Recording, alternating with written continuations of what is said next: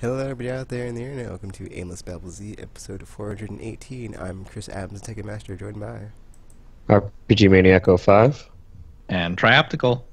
So yeah, this week we've got so much from playing. The who's going up, who's going down elevator. I don't believe it was actually ever a physical inanimate object, but whatever.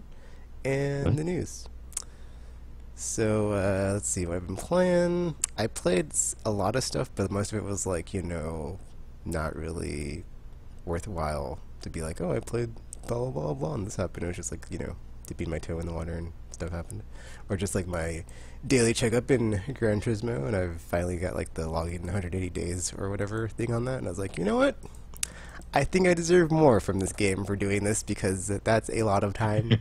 That's probably like more time than most people spend in a game or with a game. I'm just saying. So, yeah, like half a year, over half a year. Are there not streak bonuses for logging in anymore? Nope. Not a thing in that game. Leg gasp. Because 6 had that, right? And you would get, there were milestones, I think, that you would hit. Yep. And you would get something cool. But now, I guess that's gone. Let's see, what else? Besides that...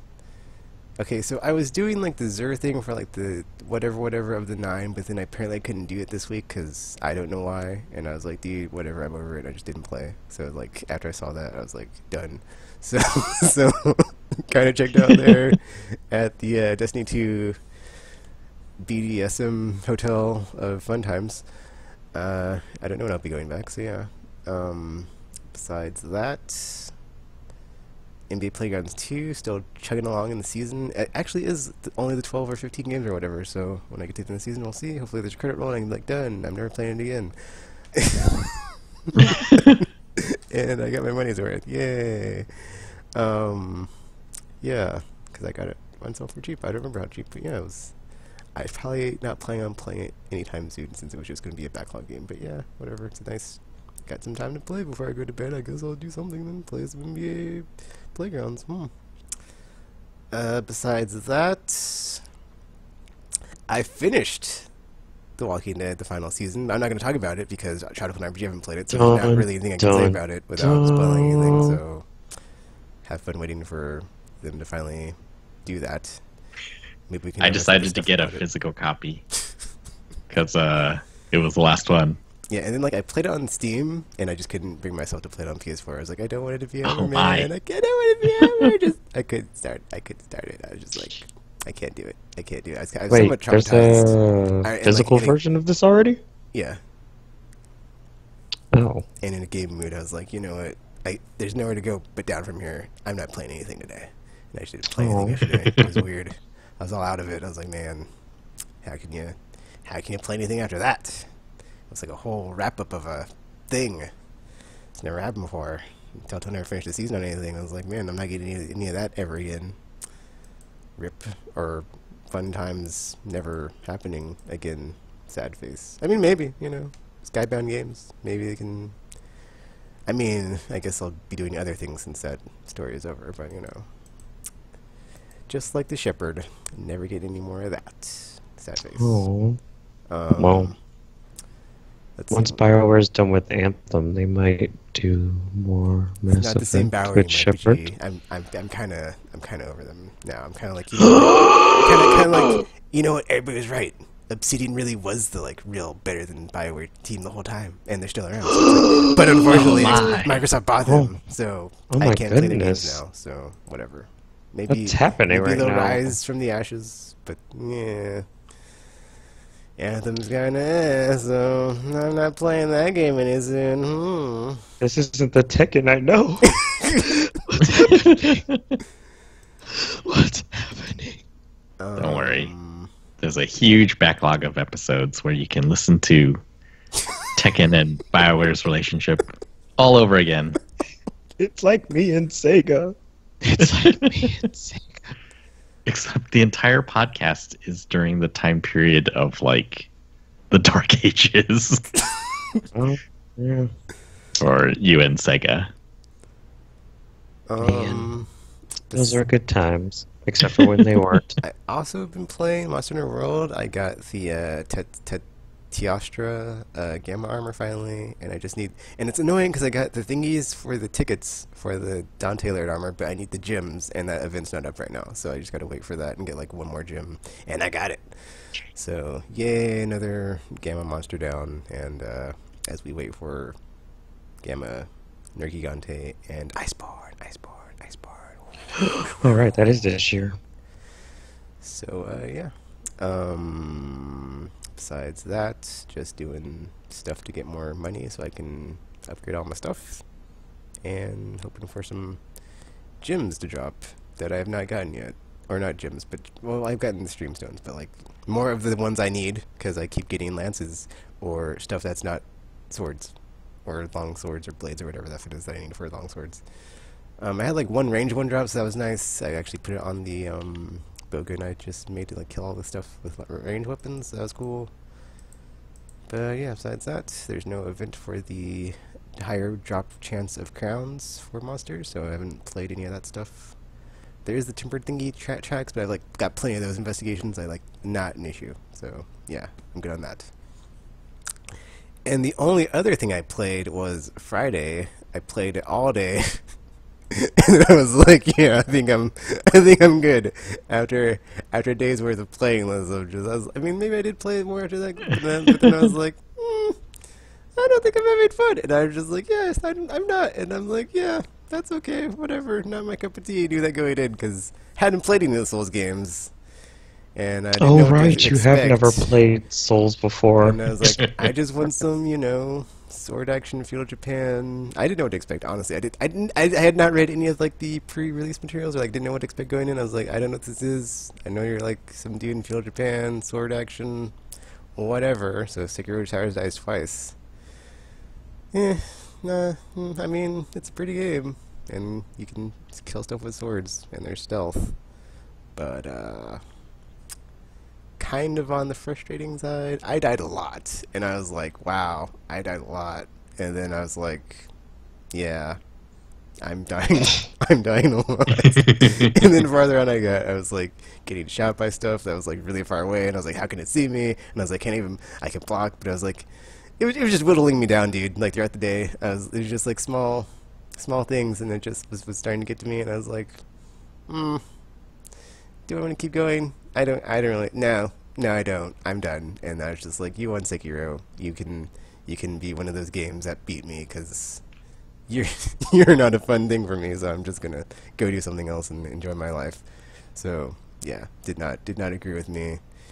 But whatever. Not every game you're gonna play you're gonna like. So we'll just sit there unfinished, and I'll be like, yeah. Remember that one time I tried a From Software game, and everybody's like, oh man, From Software, they make such awesome games, oh man. It's like, yeah, never playing any of those, because, yeah, just like my visual novel experience of like, oh, reading, words, letters, stuff. Anything happening? Oh, you don't play this. Oh, there's no gameplay. Oh, that's what a visual novel is. F this crap. So, yeah. Not all visual novels are like that, by the From way. Software, I'll go get abused by by the Bungie if I want to get, like, have any grindy times, and not just like kill, die. Whew. Yeah, man. I'm sorry.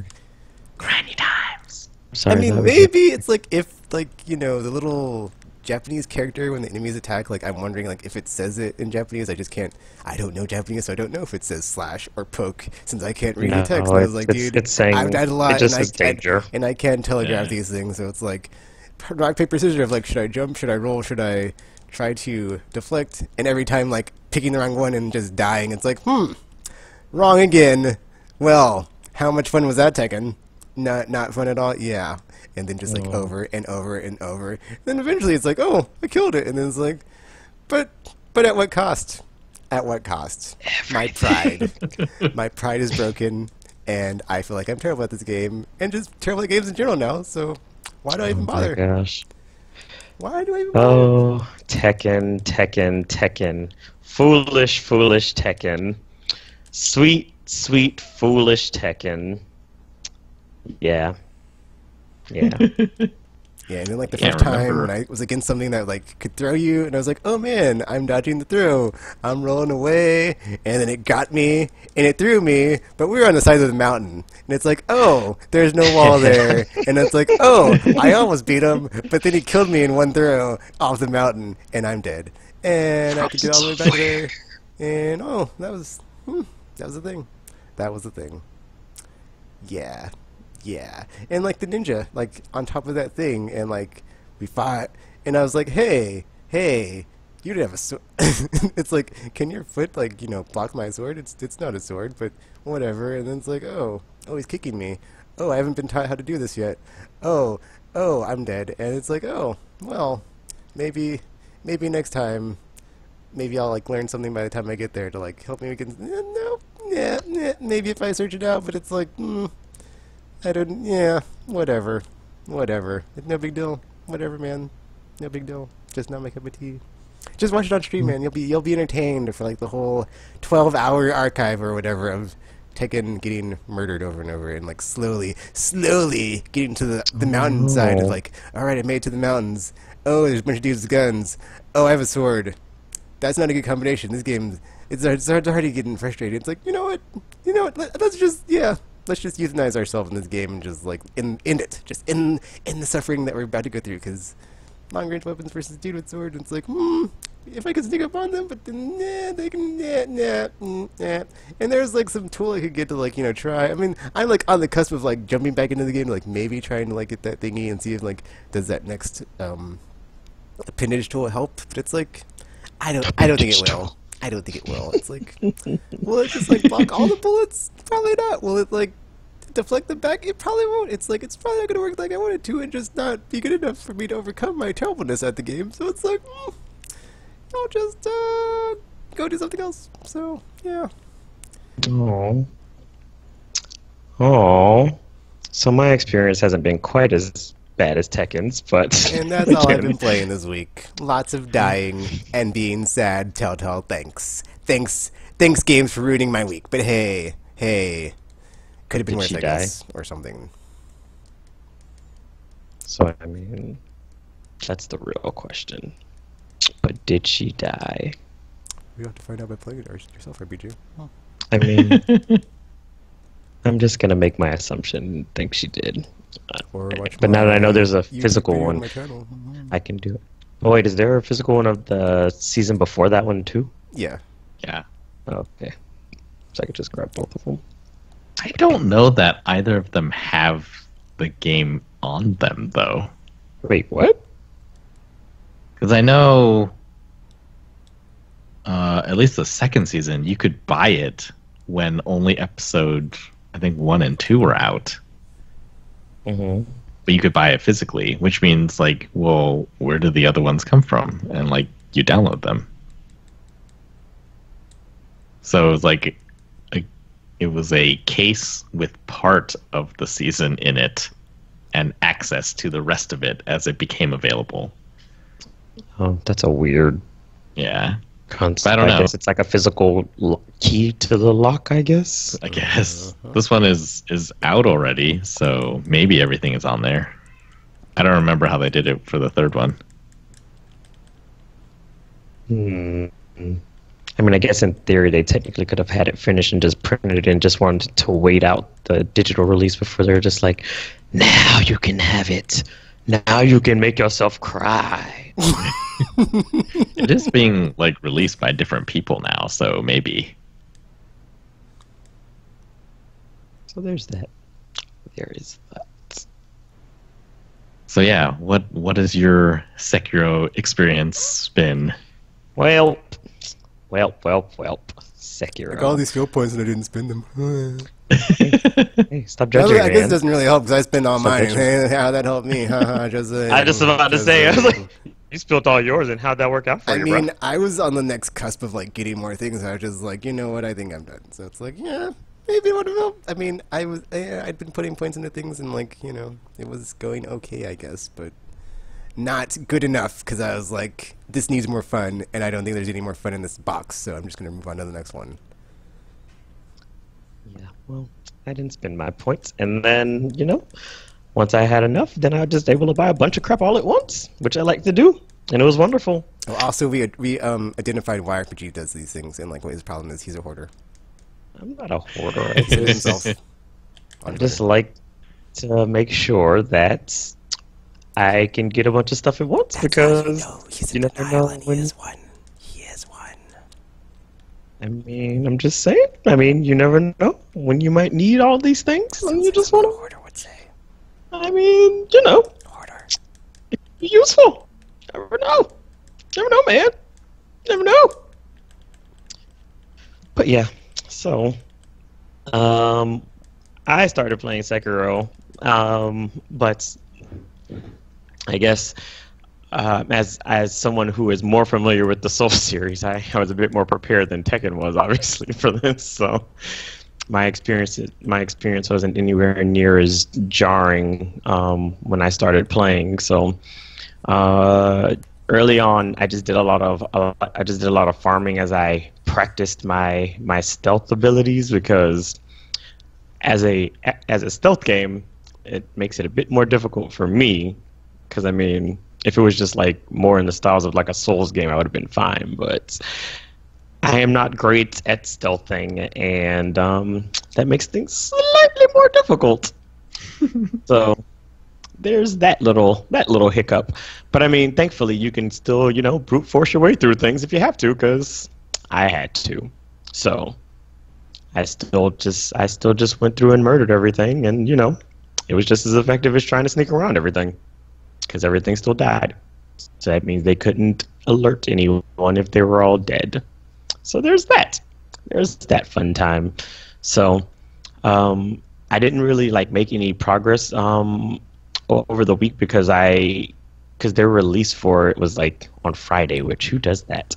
Who does that, guys? So I always have to go to work early on Fridays, and then after that, I have to work days after that. So I didn't really get a chance to do much of anything until like today, because I was off today. So I was able to do more Sekiro stuff. Now, I haven't died as much as I guess Tekken has.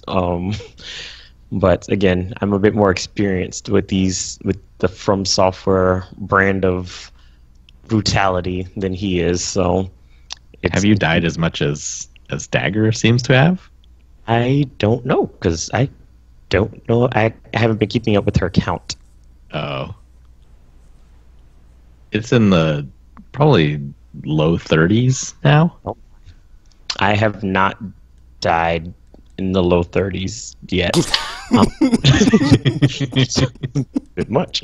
Although she may be farther than me, though, because she did mention seeing the giant snake that I just saw today, so she might be a little bit farther along than I am. But I have not died anywhere near that much, so there's also that. But now, on to its similarities to its predecessor series. The only real similarities they have is the whole, I guess, checkpoints reviving enemies type of deal going on, because the combat and gameplay and everything is like very different from the Souls series style of games. So people who are just picking up Sekiro and having not played any of the other games, this is definitely not going to help you play the other games. So do not pick those up thinking that, oh, okay, I played this should be fine, because I'm a master now. You are going to be in for a very rude awakening when you go into them, because yeah, they do not function the same way.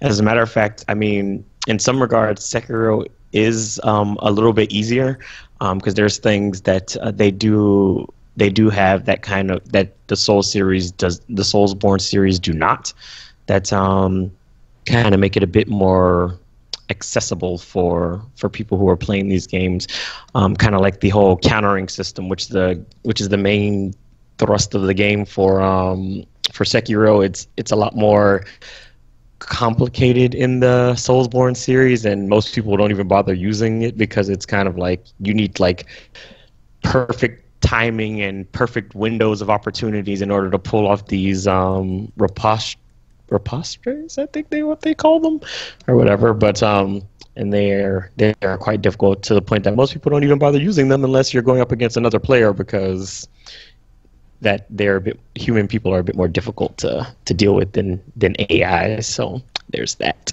But so yes, the gameplay itself is quite a bit different. Especially the reliance on stealth. A lot of stuff in the Soulsborne series is kind of like hidden from you, so it's kind of hard to stealth things that you can't even see.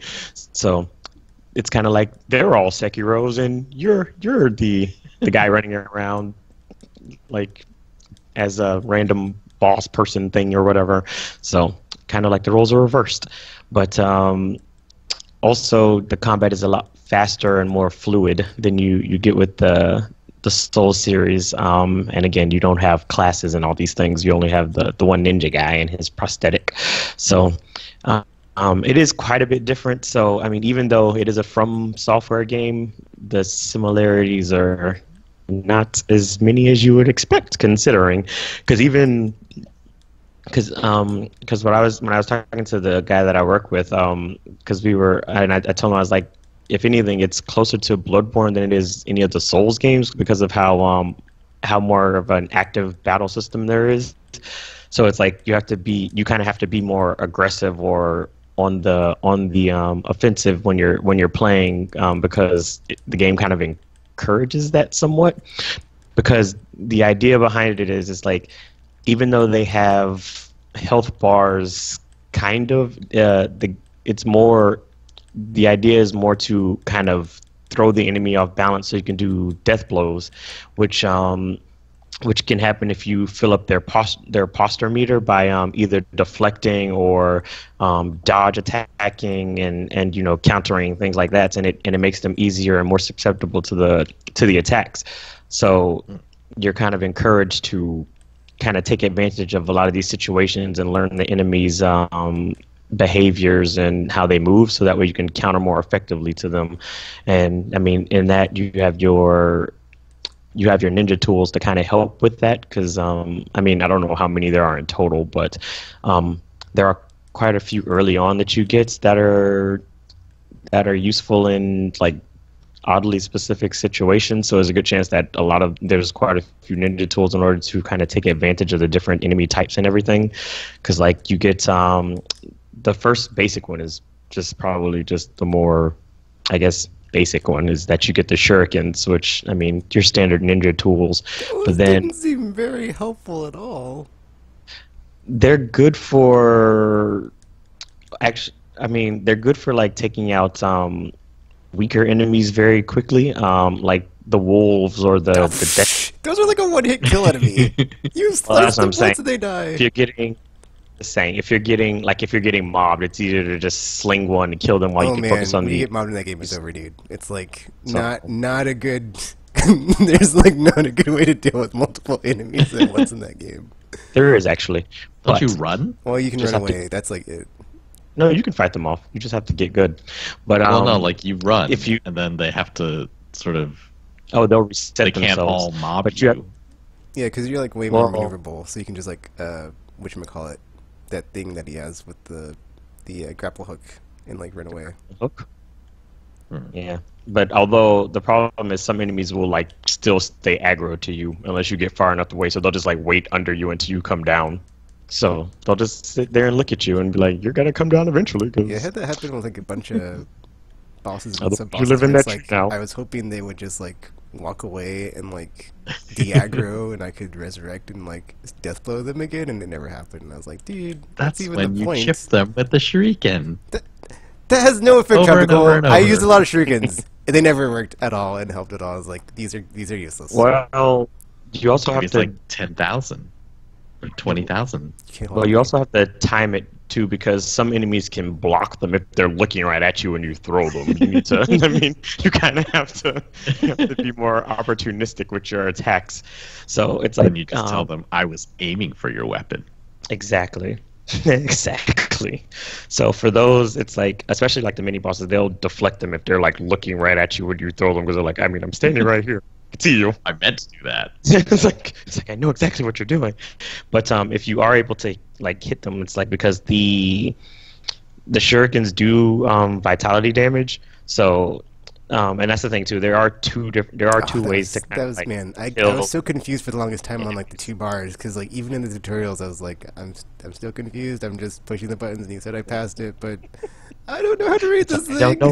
I don't know how I did. Until later on, I was like, oh, that's what that means. Well, Yes. So the posture bar is for throwing them off balance, which allows you to get death blows easily, and then most enemies only can survive one death blows. The bosses all have 2, so you have to kill them twice. But the vitality bar kind of works the same way as like a regular health bar. So the enemies will die if they lose all their vitality. Bosses are just now open for a death blow if you take down their vitality bar. So you more or less have to knock them off balance with the posture or take down their vitality in order to do the death blow for them. So you don't. It's not like a free. It's not like a kill per se. You have to actually still death blow them for them to be onto their next health bar type deal. But you can't chip them to death. You cannot chip them to death. No. So yes, you will eventually have to kill them because if you don't, well, they're gonna kill you because of reasons. Also, another thing about this game that makes it different from its predecessors, there's like bosses everywhere. So usually with the Soul series, there's like just a major boss after an area thing, but technically anything with 2 death blows counts as a boss in this game, or a mini boss, whatever they consider them. So those are scattered pretty much like all over the place, because even within like the first area, there's like 5 or 6 of them, or it might be more than that. And it's not, and the area in which they are all in is not particularly huge. So it's like, oh, there's bosses everywhere in this place. So so there's also that. So you do need to kind of like get a quick understanding of the battle systems and learn your various skills in order to make sure that you're able to, fight properly. And again, some of the tools help for specific situations. Because like some enemies are susceptible to certain things, like animals and beast type characters are very susceptible to the firecracker tool. So there's a boss in one of the areas that rides a horse, and using the firecracker scares the horse, and like opens him up for you to do extra posture damage, and stuff and also vitality damage to him while he's like semi-stunned. So there's stuff like that, and then there's just various tools just kind of lying about, I guess. But you do have to find some of them. I don't know if there really are technically any like required ones you find, or you just kind of like run across them as you are exploring, because some of them, the enemies do talk about. There's an eavesdropping mechanic that you have where you where certain enemies will be like kind of like in the area, and there'll be like an icon like over them that says you can eavesdrop, and usually it kind of gives you hints on different things, like a couple of the enemies are talking about the flame barrel that has the everlasting flame or whatever, which is one of the ninja tools that you can get to make your flame vent, and and those kinds of things kind of point you in that direction. Like the same thing with the firecracker, where the guy is like, he's next to his horse and he's like, oh, my horse got startled by this loud noise, and that kind of ended up being my downfall. So it's like, I heard that and that went all over my head. I didn't even use the firecracker on that boss, so yeah. Good job. Good job. So yes, for those I just thought he was mourning his horse and it was like to a sad scene, so yeah. So yes, for those of us who have played Souls games, we pay attention to everything because everything is useful. I was just like, oh man, his horse died. That's so sad. So no, that's kind of like Now your I whole cue. Now I know. Like, it's telling you basically, it's like, use the firecracker, use it, use it. Like the game basically shouted it at you, and Tekken pretty much ignored it and was just like worried about the horse. When that happened, he's like, "Oh my gosh, that poor guy's dead horse." It's like Tekken, you're missing the point of that. You're missing the point of that entire scene. Missing the point of that entire scene. So yes, things like that. Eavesdropping helps you like get various hints about certain things. So it is useful to make sure you stay out of sight when there's an eavesdropping opportunity, so that way you can get these wonderful hints and whatnot. Although, even if you didn't have the guy with the horse thing, Tekken, in the description, it even says that it startles beasts and stuff. So it's like it kind of spells it out for you. It's like, by the way. Yeah, but it's a guy on a horse. It's not just a horse.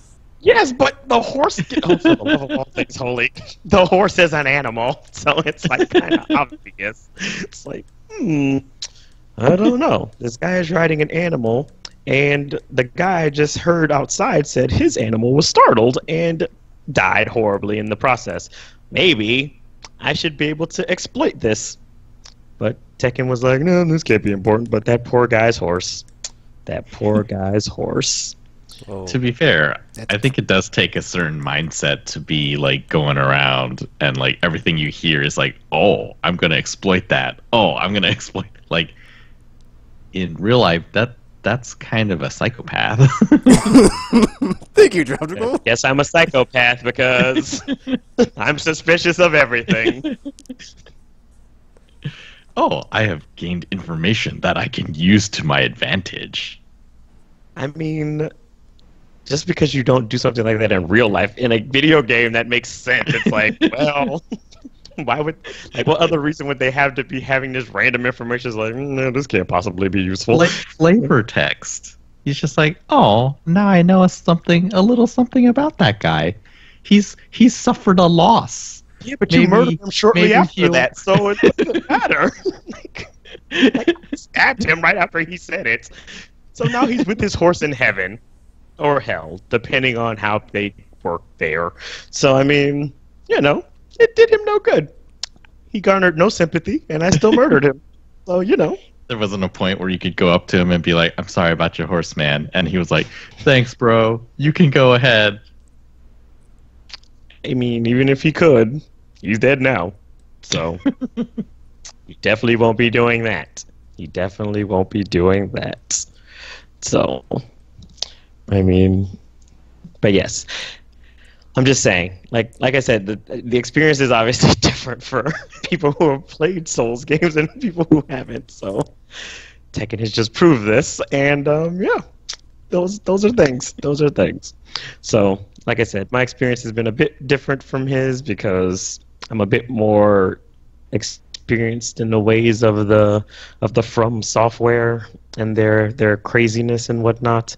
But yes, I mean, I've been enjoying it so far, but I haven't like gotten very far because again, I was mostly like kind of like farming and playing around since I couldn't really make any headway while I have to go to work. So I've only just recently started to like do anything. So I was today after I finally decided to spend my millions of skill points, I went and just like killed 4 bosses back to back, and I was like, see how much easier this is with skills, and then.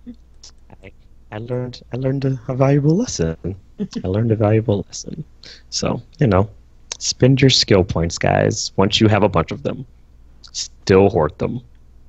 Don't listen to what anybody has to say. Because now you can have 6 million skill points at once. And then all your enemies are going to be like, oh my gosh, how did he suddenly become so powerful? And it'll be like a Dragon Ball Z episode. So, you know, there's that.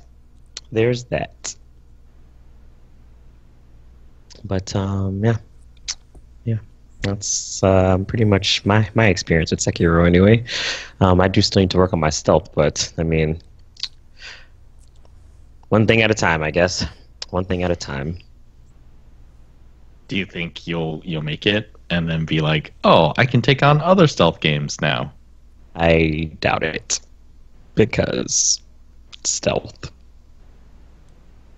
and like I said, my version of stealth is a lot different from everybody else's because the way I see it, if everyone's dead, I am technically being stealthy because everyone is dead. So yeah, there's also that. There's also that.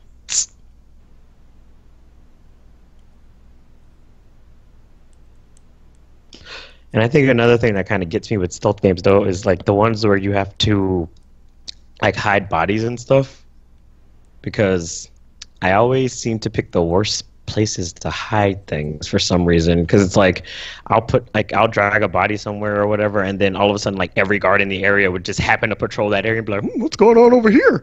And then, seriously, none of you were here like 10 minutes ago. What's going on? They're like, guys, there's a body over here. There must be somebody here. And I was like, oh crap. So it's just like, yeah, I don't, yeah, I don't do stealth very well. I make a lot of bad mistakes, and yeah.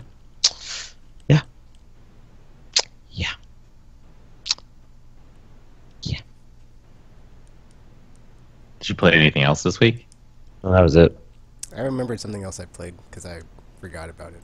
But before the podcast, because I was trying to palette swap, because I was like, well, after The Walking Dead and after, Sekiro, I kind of like move on with my life and, eventually play something. So I was like, well, what's on my PS4's hard drive? And I just like looking through games. I was like, eh.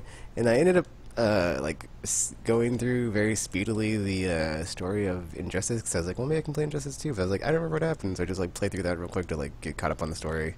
And I was like, well, now I don't feel like downloading and playing it, so I guess it's already on the hard drive. I was like, I don't feel like playing it, so I was like, let's play something else. And then I was like, okay, what was that one game I wanted to play? That was like that one racing game that I got for super cheap. And I was like, I don't remember. Let me see. And I was like, oh, it's not on here. Let me go download it. So I played Horizon Chase Turbo finally, which is basically just a Is it Horizon Zero Dawn? No, it's not. It's an arcade racing game, very similar in the vein of I would say Outrun, but it's different because I hadn't played it. But like visually, it looks the same. It's like you're just in a car, going down the road, racing through different courses, and that's kind of what makes it different. Is it's not just a bunch of levels that are strung together. It's just a course that you go one at a time in the main mode, and then there are other modes that you unlock that are like different things.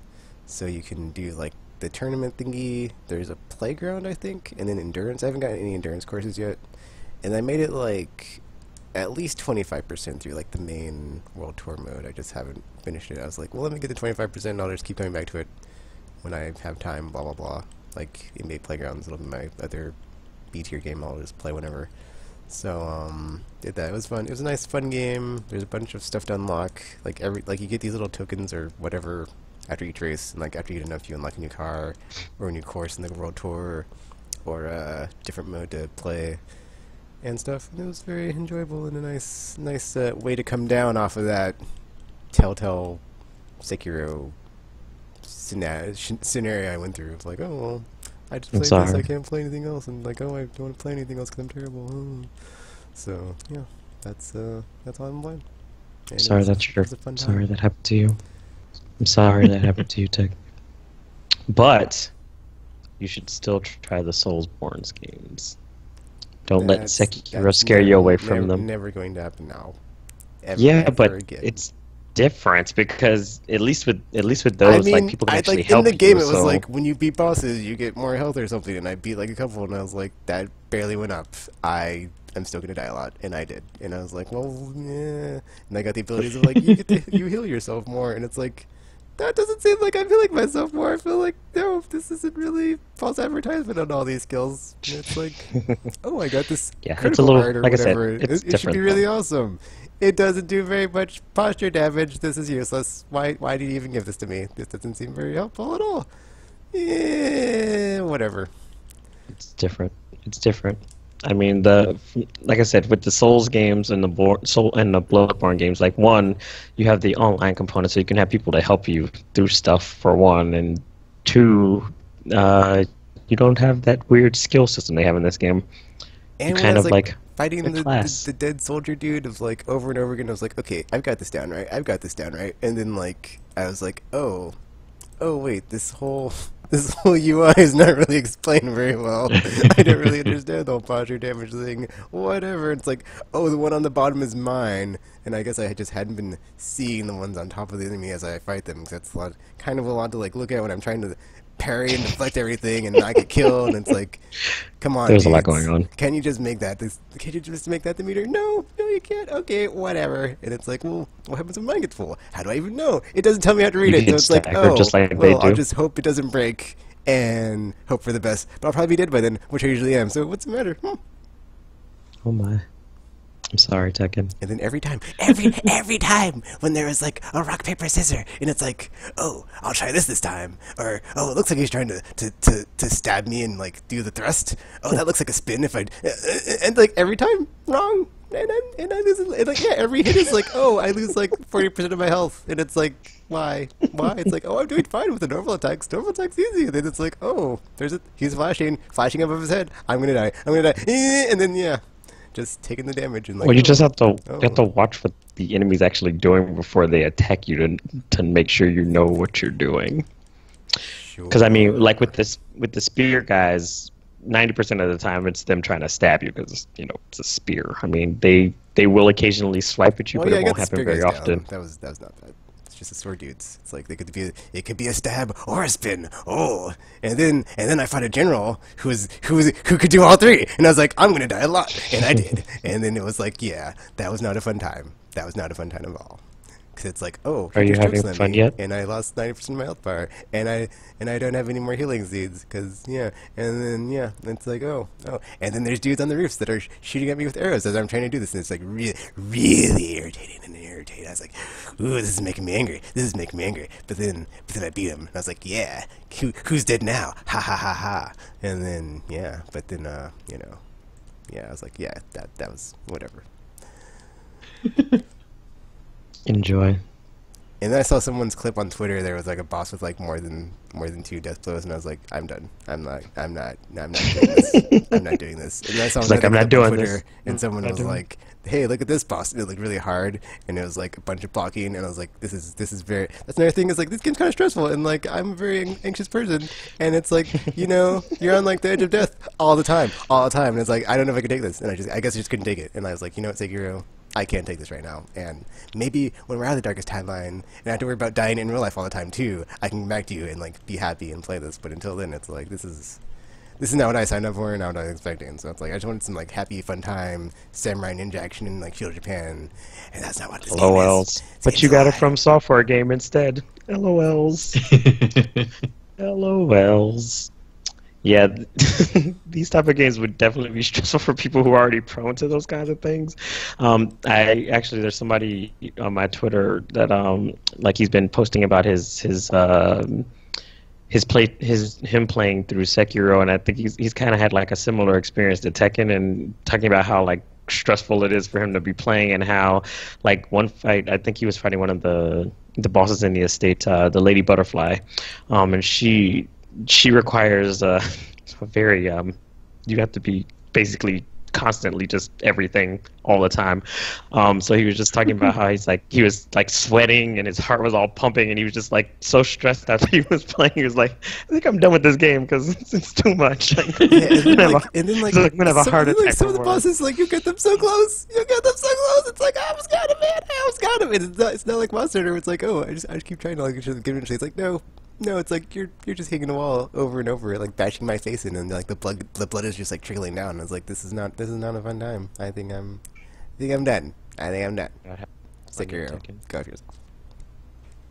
You're having fun yet? Sekiro. It's like I should have known better. From software game, but now I'm pretty sure I've heard me play these games. Like, should have known. You sound like you're having fun, RPG. You sound like you're enjoying yourself. Everybody gushes all over these games. I was like, you know what? Tekken wants some of that. And then Tekken got some of that. And he did not enjoy it. It was not a fun time. I think the earliest talk was, oh, Demon Souls is so hard. And then RPG played it, and he was like, it's not that hard. And like, that is what we've heard here. They're not that hard. And then, like, my experience is I have Demon Souls. I actually have most of the Souls games, but I haven't played through Demon's Souls. And RPG carried me through some section of Bloodborne, so that when I went back, I was like, I have no idea where I am or what I'm doing here or anything. It's like, yeah, pretty tough. And then there was also the what was the magic one? Something Sacrifice. Was it called Soul Sacrifice? Yeah. That was a From Software game, though. It was like a different-ish, but also kind of like that feeling type game. But yeah. Despite all that, I did pick up Sekiro also. But I did not accomplish my goal of actually getting to it, because I was like, okay, Sekiro comes out on Friday. I have last time I said, because I didn't play what I was supposed to be playing, I had Thursday to finish The Division. And of course that didn't happen. Played it into Friday, picked up Sekiro, and then picked up a bunch of stuff, which is a different thing. Played more of The Division, and now I'm close to the max level, but it doesn't seem like I'm close to the end of the story. And also, there's some progression glitches that are very annoying. I think they all have to do with matchmaking, and if you matchmake with people who are ahead of you, oh no. Because now I'm stuck on another one where I'm supposed to go talk to this guy, but I can't interact with his door, and it's a known bug that basically is like, oh, you can't. There's no way to progress. I'm just like, great. So I'm waiting for patches now, and no. I'm just like, well, now what I do is, I guess there's 100 side stuff things that I could do. I just can't finish the main campaign, which is what I wanted. So, yeah, I'm kind of stuck, and I decided, all right, I'm just going to play around these other activities. One of the things I really like is capturing the control points, because, I don't know. I guess it's I like these games that allow you to have sort of this positive effect on the world. And taking the control points means that you're the good survivors, quote unquote, are able to gather resources and stuff more easily without being attacked and stuff. And it changes on the map. It says if you don't have all control points, it's like, oh, this area is hostile. And then once you do, it's like, oh, this area is friendly. It's like, yeah, I love that so much. I'm gonna do this over and over. So I was capturing control points, and then I discovered the PvP mode. I was like, oh yeah, there's PvP in the second one, of a different type. It's not just Dark Zone. There's also sort of what you would expect from PvP in a Tom Clancy game. A pseudo-tactical 4-on-4 shooter type thing. There's also a domination type mode. And I was like, yeah, I'm going to go play some of these. And it seems to reward you pretty well. You get, so far when you level up, you get these supply caches that give you 2 to 3 items when you open them. Equipment. And then beyond that, I'm not really sure how you get them, except playing through this PvP mode where I think you have a separate level for PvP, and if you level that up, you get supply caches. And then there's also somehow, if you perform in a certain way in the matches, which I haven't figured out because I'm not really paying attention to the game anymore. I wasn't to begin with. It's very complicated. There's yeah, I talked about it with weapons, right? I'm just picking whatever has the highest damage. So I have a shotgun and a sniper rifle because, of course, they have the highest damage. it would have been helpful if they just like put DPS, but no, they had to split it up into damage, rounds per minute, and like I think it's like how quickly you can reload it.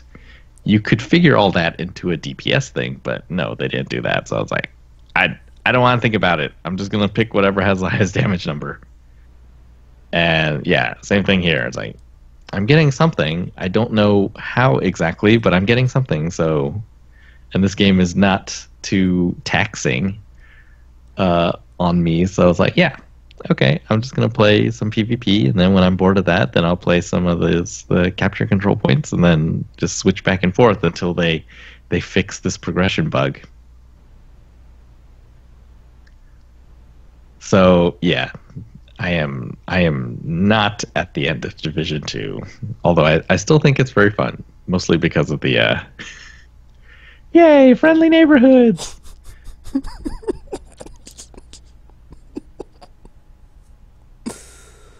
This is great. And yeah, I was gonna play a lot of stuff.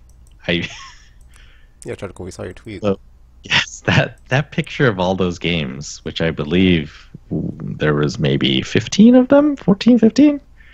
That was not one shopping trip. So I guess that's good, but also bad. It was like 3 or 4 different shopping trips. And what was bad about it? You consciously decided that you needed 6 million games because you didn't stop at one. Like, it'd be one thing if you're like, you know what? Let me get this too while I'm out. Let me get this too. No, you went home. You went back out multiple times, already knowing that you had a butt ton of stuff that you had just bought. But I'm the one with the problem. Okay, sir. So here's the part that you got wrong, is that you said I went out knowing that I had a butt ton of games. I think the problem is I kind of forget that I have them. How do you forget that? Because what I did, so the first of those games was Far Cry New Dawn. I got that on launch day. Because it was $10 at the store, and I was like, really? Like, they have zero faith in this, or they know that they're gonna price drop very soon, so they just like, whatever, it's day one, it was like $10 here. Like a week or two ago on PSN. Yeah, it was like super cheap. So I was like, all right, get it. I didn't, because I'm not because tropical. it's so cheap. It's $10. That's lower than the $20 threshold that you talk about. So I had it, but I didn't open it, and in fact, that one wasn't in the picture because I don't know where it is right now. Oh, wonderful. This has escalated already. So another day, I was out and I saw that they were GameStop is like clearancing out some of their older stuff, so they were doing a 4 for $10. And I was like, oh, cool. Well, I like oddities. And oftentimes oddities are like these weird games or like licensed games that you're just like, why did they even make this? And so, yeah, like I was looking for stuff like that. Like I saw that there is a pro bull riding game on PS4. Like, that's crazy. But anyway, yeah. So I was just like, okay. I looked through a bunch of games, and no, that one was not on sale. That one actually came out at the end of last year. It's a new game. Because you didn't say that you wouldn't have bought it. You just said if it was cheap on sale, yeah, which means you considered buying a professional bull riding game for your console, knowing full well that you already have like 6 million games that you haven't even opened or looked at. So, I just like it's not. Yeah, like it really is not knowing full well, because I'm not looking at them like in physical like meat space. It feels like it's very easy to forget them. It's gotten to the point where I'm at the store and I'll be like, sounds like a problem, Tropical. I'm just saying. Do I have this game though? I'm not sure. I mean, the answer is yeah, probably no. always yes in your case. I mean, you shouldn't be like, there's a good chance I do in fact have this. That day I got, I think, 2 sets, so like 8 games for $20. And then there was another time, and then I just like brought them home in the bag, and I put them in a corner of a room, and then that's where they've been. And then I think it was like last week they were doing 4 more expensive games, like higher tier games, but 4 for 20. And I was like, oh, okay, so now I can look at like $10 and below games and get a discount here. And I looked, and I found a bunch, and then I got those too. I brought them home and put it in the pile. And like yesterday was the first time I looked at the pile. Just like actually, I was like, I poured them out, and I was like, oh shoot, this is like a lot of stuff. I'm thinking just like Tropical has like a pile of games, and it's like Castaway Tom Hanks style. It's like made itself into a person, and he like has it like a name. Like I have a guy in the corner, and it's like Tropical's piles of Mr. Pile. It just sits there, and he's like, yeah, Tropical, all these games for you to play. You play them. He's like supporting your habit. Yeah. Like, buy more, Tropical. Make me bigger. I need something. Feed me, Seymour. Feed me now. Basically, yes. It's now become his little shop of horrors. It could not have been a better... That is a perfect reference for him and his nonsense. Yeah, it was really crazy, because when I looked at it, it's like, it feels like a lot. I mean... That's why I shared it. It's like, it feels like this is something that is like typical me, and I don't know. Yeah, because if you look, a lot of the games, like Knights was not reviewed well. None of the Connect stuff reviewed well. That whole sentence. Yeah. So you're saying you bought Connect games in 2019, Tropical? Sounds like a problem. The Wii U games did review well, but they were really expensive for like the entire lifespan of the Wii U. And so when I saw them at this price, I was like, oh man, I should get those. Mad World, I was like, I don't know if I have this, but it's so cheap. If I do have it, I'll just bring it back. Play your Wii and or Wii U? What was that? Exactly. No, my Wii U gets lots of use. Lies, because your daughter plays it. So it's not the same thing. And I'm pretty sure you're not going to let her play Mad World, so there's that. Well, she won't want to. You don't know her life. What's the other stuff? There was just like, there's a lot, because the PS4 is so popular, there's a lot of like odd, I can't believe this exists games on there. We've been talking about getting Farming Simulator, right? Oh yeah. There was like a cheap Real Farm game. And I was like, oh, this must be a Farming Simulator competitor. I'm going to check it out. Because of course you are. Eventually. Wonderful. Wonderful, Tropical. Yeah. I found 2 new games for super cheap. Oh, it was like Ni no Kuni 2 and Final Fantasy 15 Royal Edition, which I think is everything, right? It's everything. Everything. Good. It's Thanos.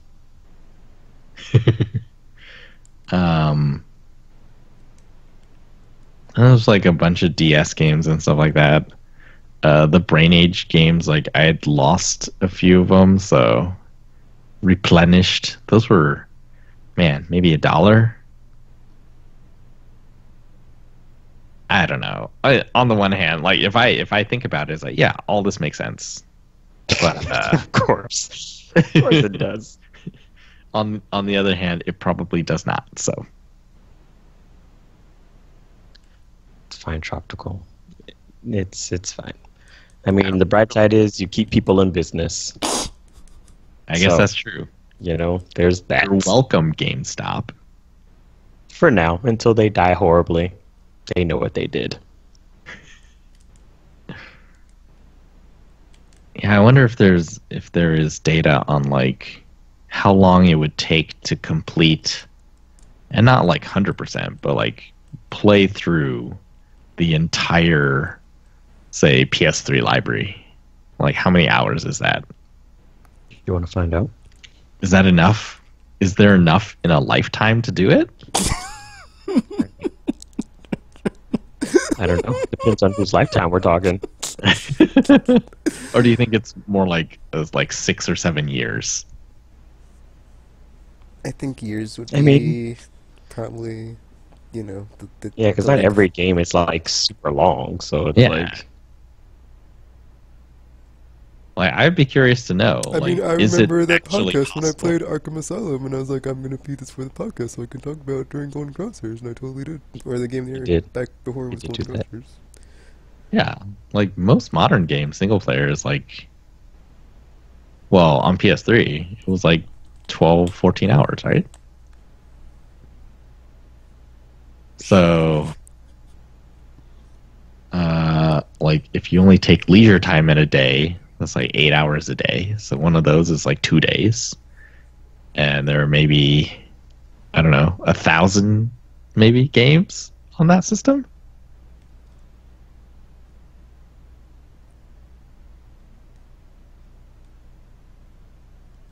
It would be interesting to know.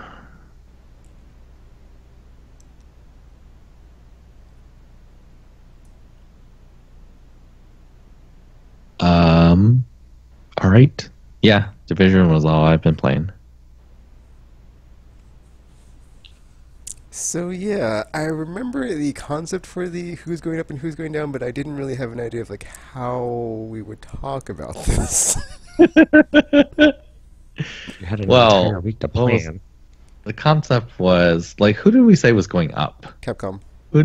Capcom was on the rise. Yes. Oh yeah, that's right, because of DMC, the Monster Hunter, back other to awesome back. games that they've been putting out. back to back. Have they? What was their last like dud? Street Fighter 5. Some people would disagree, but yeah, I think majority the people, or no, actually, because Marvel vs. Capcom Infinite came out after that, and that one was more hated. Yeah, because they removed that's right, Street Fighter 5. Yeah. But, yeah, since then, and even I think that was even before. No, I think it was after they said, "Oh, we're going to concentrate on like legacy catalog." Yeah. But yeah, then we got Resident Evil 7, Monster Hunter World, Resident Evil 2, Devil May Cry 5. Pull my devil trigger. Oh yes, his devil trigger. Oh, yes. Pull it. Yeah. It's been really great. Well, yeah, if Capcom is on the rise, there's a lot of ones that we can say are on. Also, it seems like there's a lot of people that have just stepped in it this console generation of just like, oh, didn't see that coming, landmine, and just like, oh, that was, did they not? No, okay, whatever. Like the most recent kerfluffle with Bethesda and Fallout 76, and just like, ooh, that was kind of hard to watch. But then I did like to see them not get a free pass. It was like, on the one hand, this is what I've been saying this whole time, but on the other hand, ooh, they got hit hard by everybody. Their comeuppance. I would say Bethesda is actually still on the rise. Besides for Fallout 76, yeah, besides that, like the one incident. But like, you know, if I would say like somebody else that just has like, you know, had a lot of bumpity bumps, EA for sure. Because like, especially after this weekend, the whole more layoff thing. It's like, oh, layoff things. That happened. And just people seem to just hate them. It's like, can't do anything right. People like things I see on comment sections. It's just like people just really don't like them. It's like, how did we get here? EA was so beloved at one time of like, yeah, you're the anti-Activision or the reverse Not Activision. Now you're just like them and even worse. That was the last golden age when they had Mirror's Edge and Dead Space. I don't think BioWare was part of them yet. They weren't. I don't think. I mean, Mass Effect 1 was like maybe out by then. I don't know, or like in development. Yeah, Mass Effect 1 was out, I think. Okay, yeah. But it was a Microsoft published one. That's right. Then in the beginning, got bought. Okay, I forgot about that. I wonder if the thing with Pandemic had happened yet. No, because BioWare and Pandemic got acquired around the same time. Okay, right. Yeah, I mean, I think the obvious ones in decline are Activision and EA, like the biggest publishers in the world. The darkest timeline strikes again. Activision, like, not even the layoff stuff. Like, think about their output. It's been Call of Duty. They did the, like, Tony Hawk Pro Skater 5 that they tried to revive the series, and it was, like, not good. And for a while they were saying, like, oh, Ignite is going to be our sports engine, and all the games are going to be on Ignite. And, like, that was the time of NBA Elite, I think. The one that never came out because it was really bad. Then we had, their handling of the Star Wars license, Oof, man, which has resulted in 2 games. That was just, man, the ire that was raised after the Amy Hennig game went away. And everyone was like, what? What? We lost Star Wars 13, and now we lost this, and we almost had a Games of Surface game? What? And just, man, the rage. Just, man, there's just, yeah, stepping in it. And, like, the whole Battlefield kerfluffle, too. Yeah. Wait, I said Activision, didn't I? Yeah. Well, EA. This is all EA, of course. Activision is like Call of Duty and Tony Hawk. And yeah, I jumped to the other one. Both of them, like, just so many sort of mediocre, like, franchises that have been on the decline is the stuff that they've been leaning into, it seems. Yeah, that's really strange. But I'm often reminded, like, someone was saying, I think someone inside Activision was saying that Activision employees for a long time have, like, been saying amongst themselves, like, there's no innovation going on in Activision, like, where the interesting, innovative games are going to come from. And the answer was, well, that's what we have Bungie for.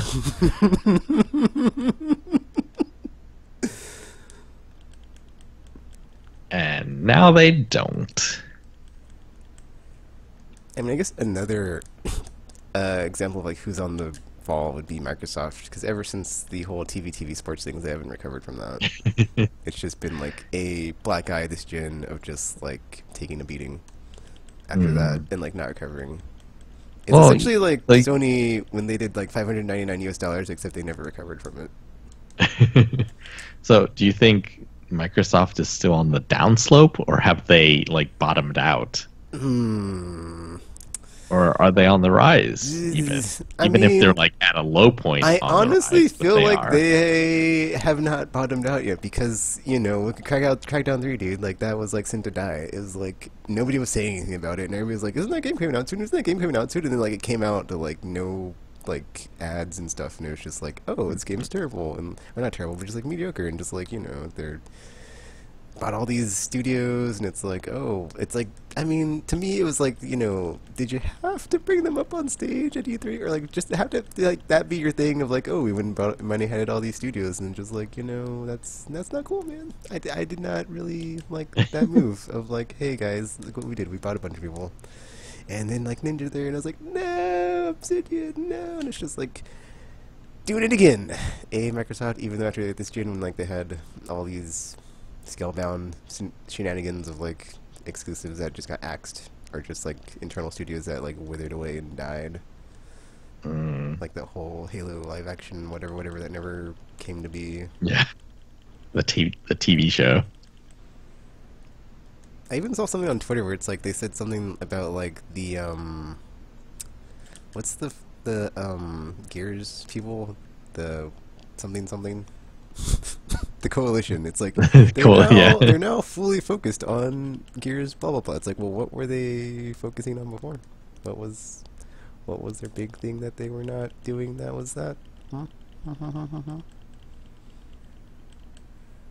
Yeah, I guess that has been also like just like very different. The whole, yeah, it's like HoloLens at E3 that one time, and then there hasn't really been anything about it, and it's like, well, like, Connect, that was also the thing, so it's like, are you really trying to do this again, Microsoft? Because we saw what happened last time, and let's all try not to forget Project Milo. And then, man, like, Lionhead isn't even around anymore, right? Did they get dissolved as well, or? They're gone. Yeah, because, man, yeah.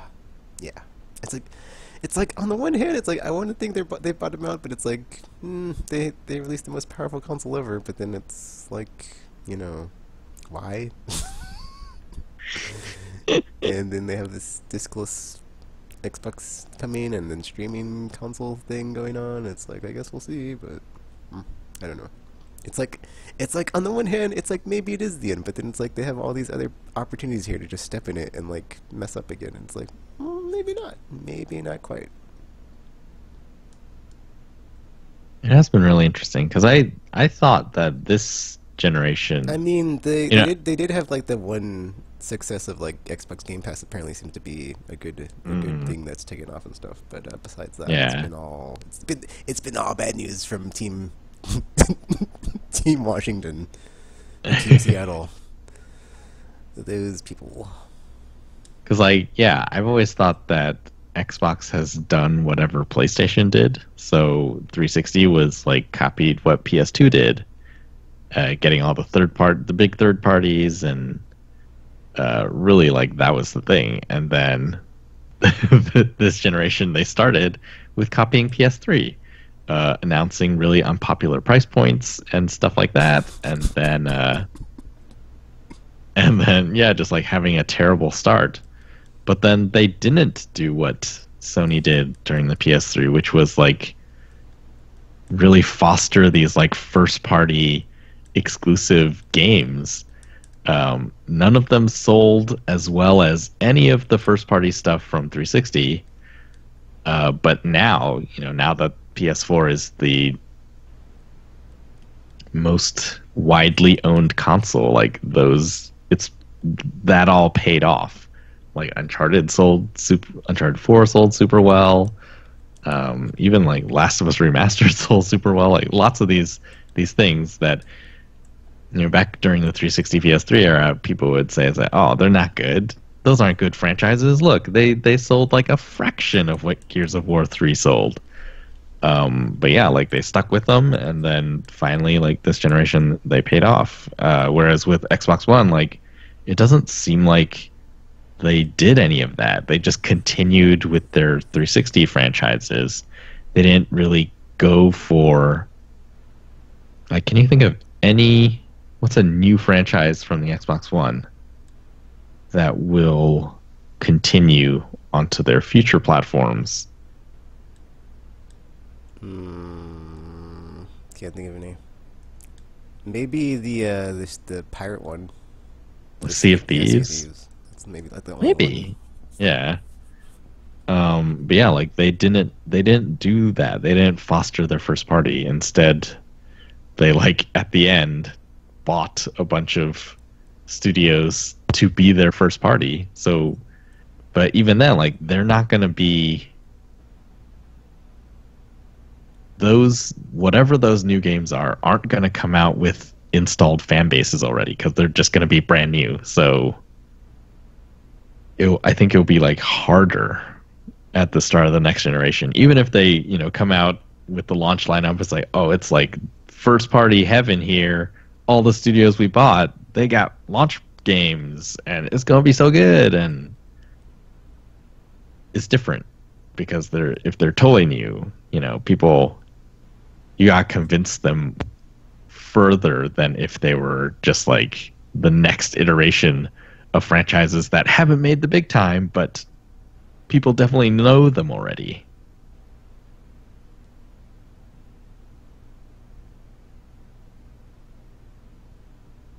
Yeah. Well, See, who else is on? I was kind of like thinking like that's like, or that's kind of like what our theory was like. Do it like saying. I think we said a couple times on the podcast as far as like why they haven't really shown a lot that the first party stuff. Like at the end of this gen, it's like they're all saving it. Or Microsoft specifically just saving it for next gen. But if it's all like new IPs and stuff, it's like, well, how are you gonna convince people? It'll be harder, I think. Who else is on the rise then? It's. I would say Devolver Digital on the rise. They're cool, interesting, neat stuff, and they have like that weird E3 thing every year.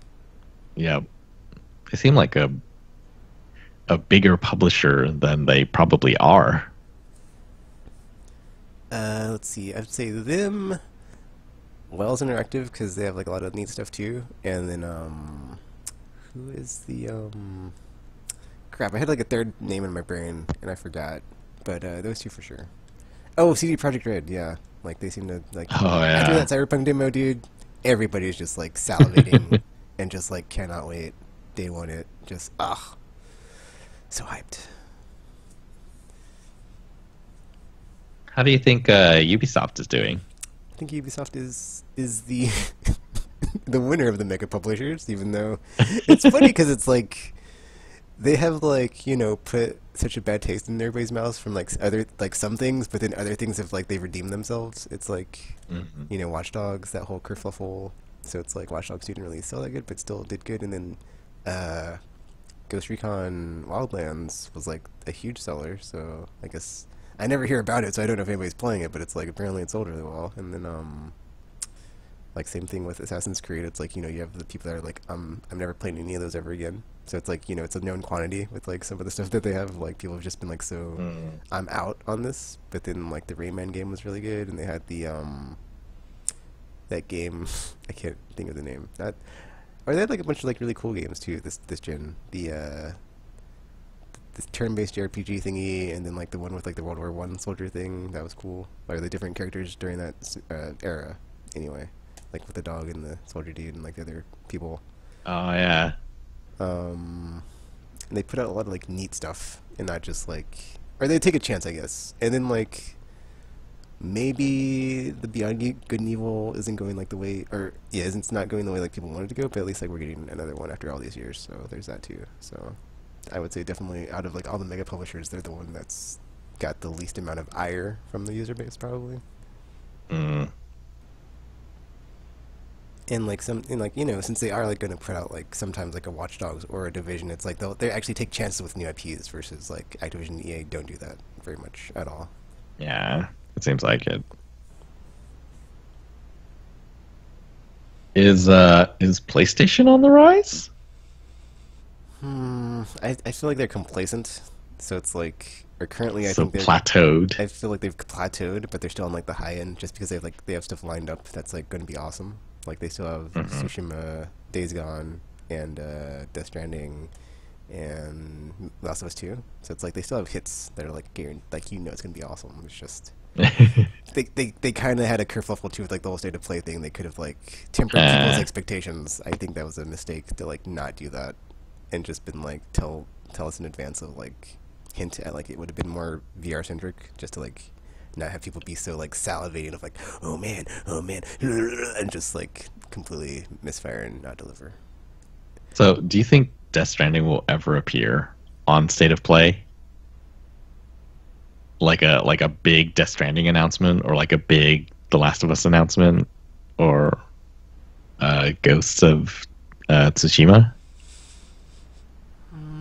Or do you think it's always going to be sort of the level at the level that we saw? I would like to think it will, if they're going to just ditch their usual format and they're not going to E3 and like this is their thing that they're doing. I would like to think that it will. So I'd say yes. Because like that was the thing too. Is like they said, going forward throughout the year, we'll have like multiple updates on multiple things. So it's not just going to be what they showed that time. So yeah, I think they could have like stuff where it's like going to be super duper awesome hype time, or just like the. I mean, if they can also like manage to temper people's expectations and just like tell us like Nintendo does of like, oh, this will be about our spring lineup, blah blah blah, or just some like vague description that like doesn't just like get people wildly speculating because they use their imagination. They're just like, what could it be? It could be anything. Last of Us 2, Ghost of Tsushima, Death Stranding, all those awesome games I can't wait for, and just like, yeah, people just take away on their unicorn and write it into imagination stand and just completely get devastated when it blows up and like, oh, that's not what I wanted. So yeah.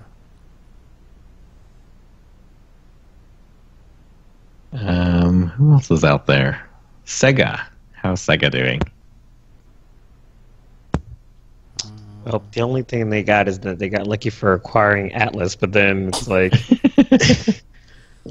it's like technically it's not them that's doing well. Then it's still just Atlus.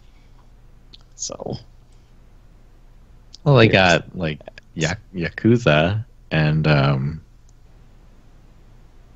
who? I think, do they own Creative Assembly now? I do not know. I don't remember. But they made, like, Alien Isolation was theirs, right? Yeah. Yeah. Oh, but I guess that was a while ago. That was. Yeah, recently it was, I guess, like, Valkyria Chronicles 4. Yeah, the Atlus stuff. Catherine is coming out. Persona 5. Judgment game. Judgment. Yep. I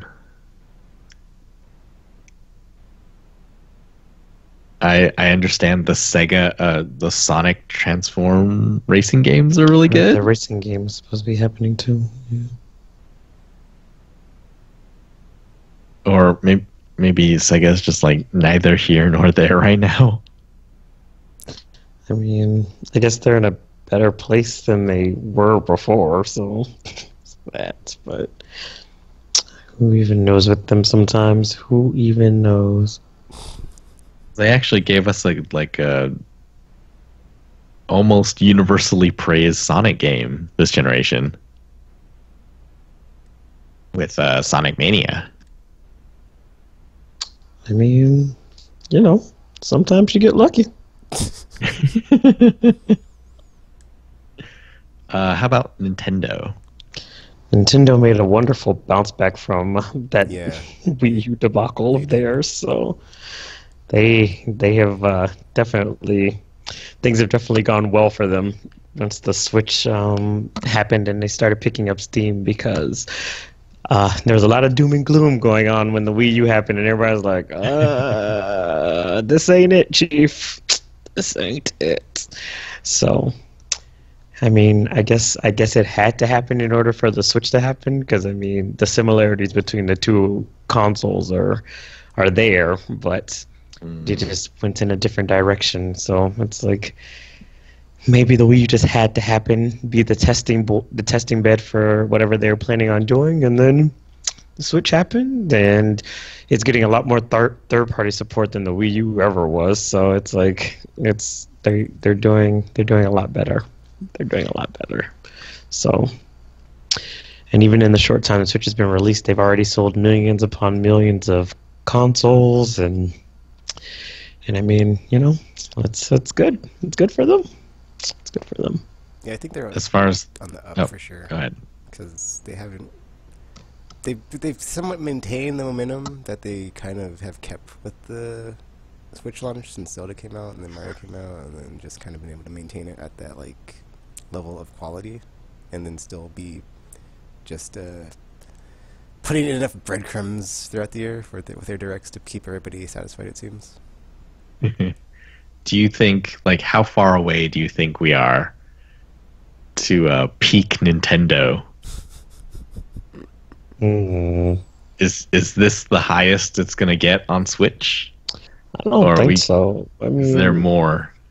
I think is there more road to the summit? I think there's more just because we have Pokemon coming after Smash Brothers, and then you have Metroid, which is eventually going to happen, and then it's like they have their other first-party properties that they haven't really dove into for the Switch yet. So I mean, they still have their beloved franchises, and then like I said, they're getting more third-party support than they were before. So I mean, we'll probably see a lot more stuff as opposed to those dreaded Nintendo droughts we used to get back in the day. We were just like, well, have nothing to play for the next who knows how long until the next game comes out. So yeah, and with the Mario Kart 8 Infinity, we know that they're willing to port stuff from Wii U to Switch, so that could happen too. And we're not a lot of Wii U owners, so redo the entire generation. That leaves a lot of runway for them to build if they need to.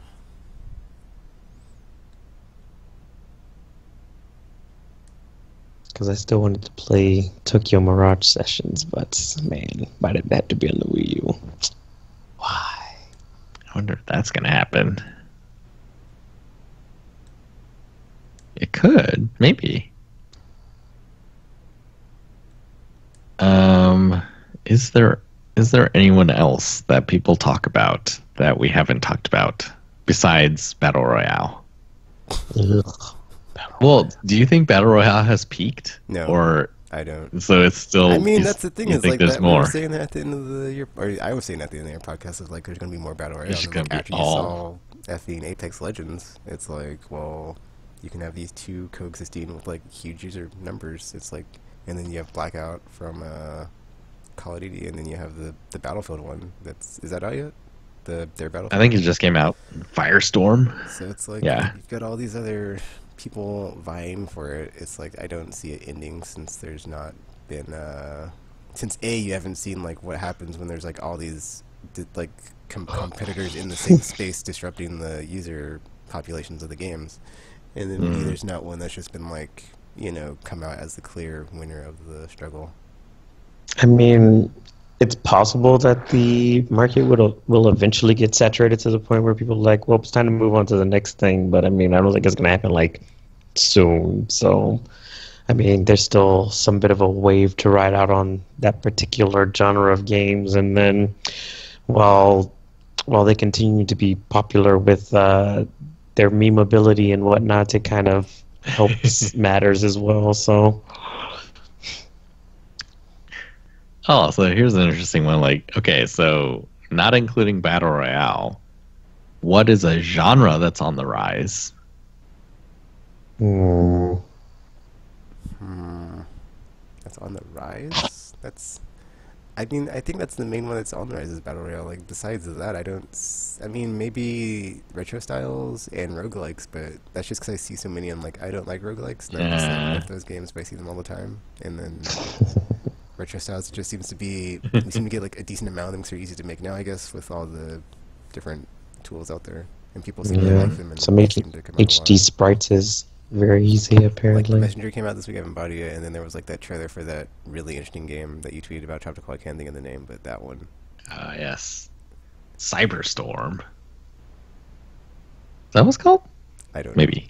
I can't remember. I just said it's the next game from Yacht Club Games, who made Shovel Knight. But no, there was also there's one Katana Zero that I want to get. Yeah, I guess there are a lot of those. We're taking it back to where it all began. Is there, you think, a genre that is on the decline? Madden. You don't think they've... Can they go any lower? Like, they've been... I feel like Madden... Wait a minute. I just realized something. Okay, so actually going back to like genres on the rise, there have been a lot of games as service / co-op online thingies, because you have like I was just saying, Ghost Recon Wildlands, you've got Anthem, you've got Fallout 76. They might, you know, eventually 180 that, and like Diablo 3 it to where it's not terrible. Same thing with Anthem, I guess, because and then Destiny as well, Division. But yeah, The there's like a ton of Destinies. games that are like trying to do that too, where it's like the 4-player co-op, fun times with your people. Unless it's Destiny, because it's only 3. And then yeah, and Borderlands Slow 3, rolls. which or whatever. It's not a subtitle. I can't remember. The Mask of something something Mask of Mayhem. That's supposed to be announced tomorrow. So I that think will that's the be. name of the trailer. Ew. Yeah. Well, Borderlands 3 as well, to reclaim the throne that it has abdicated for a very long time. I've been waiting. Co-op is on the rise. Oh, I guess also on the Yeah, rise would maybe. be Souls likes, because everybody likes those apparently, even though I don't. So. Souls likes. Yeah, they're There not were, just from Or Soul Styles, or software. whatever that you call them. yeah, just about to say The because Surge, other things. and all those. Your I think your Neos, your Surges, your various people making games more difficult because they're like, well, everybody likes this, so we should punish everybody, punish all of the players. All because of Demon Souls. All because of Demon Souls. So think even a basically, this game is like gamers' fault. Kingdom Come Deliverance is kind like it plays completely differently, but it is a game where it's like it matters what the your enemies like animations are doing, and if you can read them, then you can survive, and if you can't, then you keep doing the wrong thing and you keep getting killed. Oh no. So yeah, it's not even just like Souls games anymore that are like that. They're everywhere. Yeah. Well, so for a while, people said that like racing games were in decline in the sense that I guess they weren't as popular anymore. It used to be like every console launch needed a racing game. I mean, they more or less did in their release windows for the consoles, though. Because, I That is mean, true. Nintendo has their Mario Karts, and then Forza or Forza, whatever they're saying the proper pronunciation for that is. And it's, and then Gran Turismo for Sony. So, I mean, they kind of did. Because they were like, racing! Everybody loves racing! Love it! And then, everybody did. And they So much spent Worlds, hours even though it's not a on games as services, it's like a 4-player co-op game. So, I mean, it wasn't. See, that's like the weird thing to me is like I had been like saying that a lot on the podcast. I was like, back in the olden times when we had Left 4 Dead and Borderlands, I thought there'd be a golden age of co-op, and then I thought we were gonna get it with like this new batch of Division and everything else. But then, no, they're not. They're not those. They're a different type of beast. They are games as service games. So it's like that's a different thing. Not what you're looking for, Tekken. So. Not gonna happen, dude. Sorry. Unless you want to, like, go log into every game every day and every week to get your dailies and weeklies done, and then grind your face off for, like, maybe you'll get that drop, maybe you get your drop, and then you don't. And it's like, oh, why am I playing this game? Why am I in games within games? Those games. F them. Yeah. That's what's on the rise. Release maps. Roadmaps. Roadmaps for your Yes. games. Post-launch roadmaps. Ugh. Disgusting.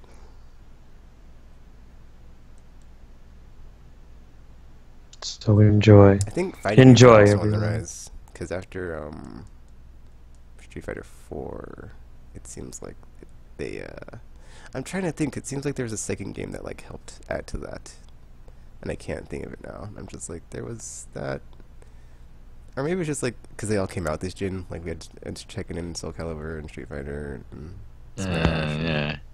Marvel vs. Capcom. Yeah, that's what it was. Like another Marvel vs. Capcom game came out, even though it was like whatever. So it wasn't what everybody wanted. That's the problem. And then all the other, or Dragon Ball Fighter Z, and all the other, as they call them now, anime games, which is, I hate that name, by the way. Just, I hate it.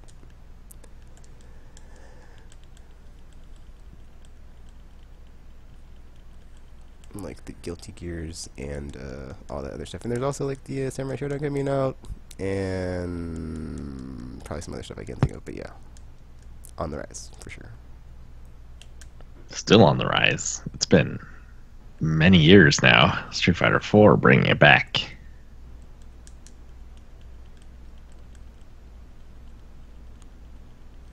Cool. Well, that's some stuff that's on the rise and on the decline. Or is there anything else you wanted to add there? On decline. I can't think of any genres on the decline. It just seems like, I think the thing about like the genre thing is like, if you put it out and there are people that like that type of game, like people will play it and it will like sell. Like if you look at, you know, DMC and Resident Evil, it's like they're kind of are their respective like kings of the throne for that. So it's like, you know, even though there's no Batman type combat game or whatever, whenever Rocksteady puts out whatever they're putting out or does something that's like a whatever style, like people will play it, just like even though there's not a lot of survival horror or stylish action besides Bayonetta and Devil May Cry really. And gosh, I had another example already in my brain. What was it? Besides Batman and that stuff. Jeez, I can't think. No, I had a great example. What was that? There's those. Was it Resident Evil? I said Resident Evil. And that's survival horror. Oh yeah, Ace Combat, 'cause that just came out. So, you know, there's not a lot of fight through the flying combat whatever stuff, because I'm always about that. So, yeah. But, you know, it's not like they don't magically sell, it's just people don't make them. But they're not on the, I wouldn't say they're on decline, they're like more of a state of, I guess, near extinction. It's more accurate. They exist. We just don't see them often. Yeah. They're not on the rise or a popular genre. They just, you don't get to see a lot of them. Maybe that's on the rise too, a lot of like zany Japanesey games, because PS4 like did so good this gen. Because you had the Taiko Drum Master had another thingy. I bought it, I haven't played it. And there's that weird Nippon whatever party game that came out. I still need to play that one. And yeah, something marathon, right? Yeah, I think it's a Nippon marathon. Marathon, that might be it, but yeah, not quite extinct just yet. Just very endangered. But I guess plateaued because they're almost dead, but not quite yet. All depends on what happens next. Mm-hmm.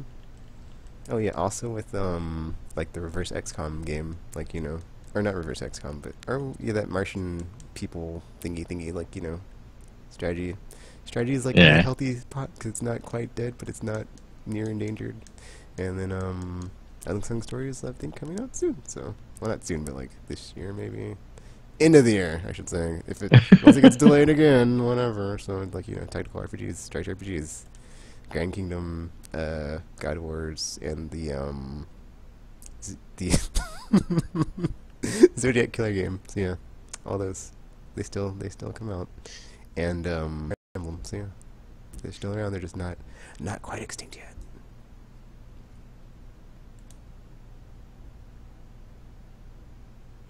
RPG. Do you have anything to add? No. All right. Oh yeah, and then, like, I was gonna say, like, with VR, I mean, also not quite extinct is Lycan games, because Shadow Cloud plays a lot of stuff where it's like, oh, it's kind of like Time Crisis or Virtual Cop 4 or 5 or whatever that is, and it's like, there's a fifth one. So yeah. There's a lot of them like that. So also, you can do those things now. Oh yeah, and then, like, you know, with the Finn Late Shift and the Night Trap Remaster, it's like, even FMV games, and, well, it's interactive in general, it's like... making a comeback. Not quite extinct, so, yeah. Is there a word for when something comes back from extinction? Because we might have to come up with that, because, like, it seems like there's a lot of, like, old things being tried again or just, like, coming out, and it's like, that didn't exist for a very long time. Like, I mean, sure, effing Late Shift is, like, way different than Night Trap. It's, like, a whole different style as far as, like, it's a very choice-based whatever, but it is that, so... It's also FMV, so in that regard, it is that. But yeah, It's like just because it's gone doesn't mean it can't return or something. So here's hoping that the Virtual Console returns and we can all be happy that Nintendo was like, this whole Nintendo Online thing is stupid. What were we thinking? So until then, yeah, that's all I have to say about that. And I hope we get some sweet Star Wars FE and Rogue Squadron action, because Starfighter mode in Battlefront is only going to take you so far, I'm just saying. Yes. Like, what is EA Motive doing over there? Seriously. Come on, They're Jade gone. Raymond. Oh, they are? Jade Raymond's at Google now. That's right. Okay, maybe they're not doing anything, because... Yay! Ah, see, this is why everyone hates you. But whatever. There should be so many. Anyway, yeah. Let's move on to the quick RR we should, like, for the next this segment, week. like, every 6 months to be like, okay, where are we at now? Did EA bounce back? Yeah. We could draw little, like, charts and stuff. It's like, did Activision make anything else? Did they put out Are they anything else? recovering? After they lost Destiny and Bungie went independent. Oh, man. Is there another battle royale on the horizon? Well, man, after E3, there's like a ton of battle royale games announced. I'm gonna just not be happy and be like, this genre is too on the rise. That's all we see. Ugh, too many battle royales. All right. Let's do the weekly RRR, rapid release responses, for the next few days until Tuesday of next week, the day before we record. This week was really the giant release week, but there's a fair number of games coming out in the next 7 days, too. So here we go. The first one is called SON. SON takes place in the most well-known forest in... In where? In where? Where's the forest? I don't know. It's the 10-word truncated description, but sometimes that's enough to make you interested. Apparently, this was not one of those times. I can't think of a lot of games that take place in the forest. I'm just like, oh man, you know what I have? Well-known Get up on that. Fond memories. So sorry, SON. Also, that's a weird title. Sorry, just it is. Who calls a game Sun with like acronymed? Oh, these are for March 28th, by the way, which is tomorrow, a Thursday, which is really weird. But yeah, I guess that's what we're doing now. The next one is War Party. War Cave and Crazy Monkey Studios bring a new strategy game. Ooh, strategy. But it's called War Party, so it's like, that's a terrible name. I'm just saying, like, who shows up to a party? It's like, yeah, guys, I got all the war that we wanted. Well, maybe it's like a hunting party. It's just a group of hunting people. No, tropical. This is a group of war people. Group of war people.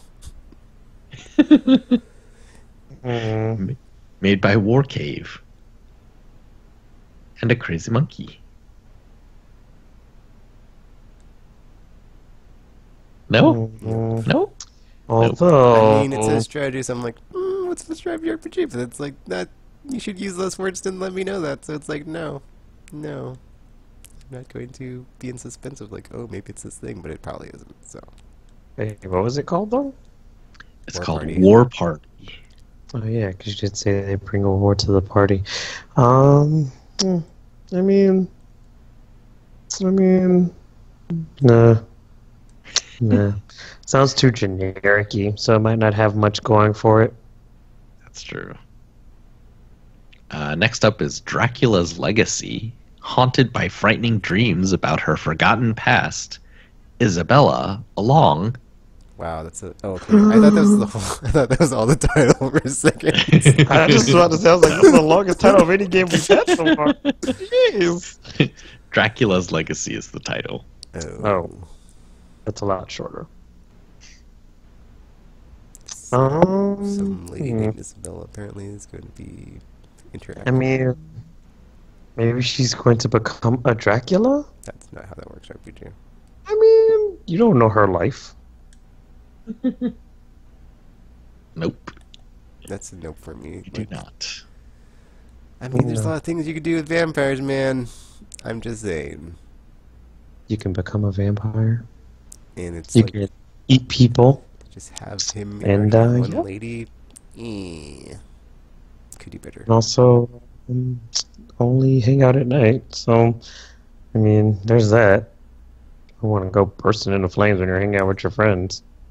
So there's that. You can never go to the beach with your friends to go tanning. It's just,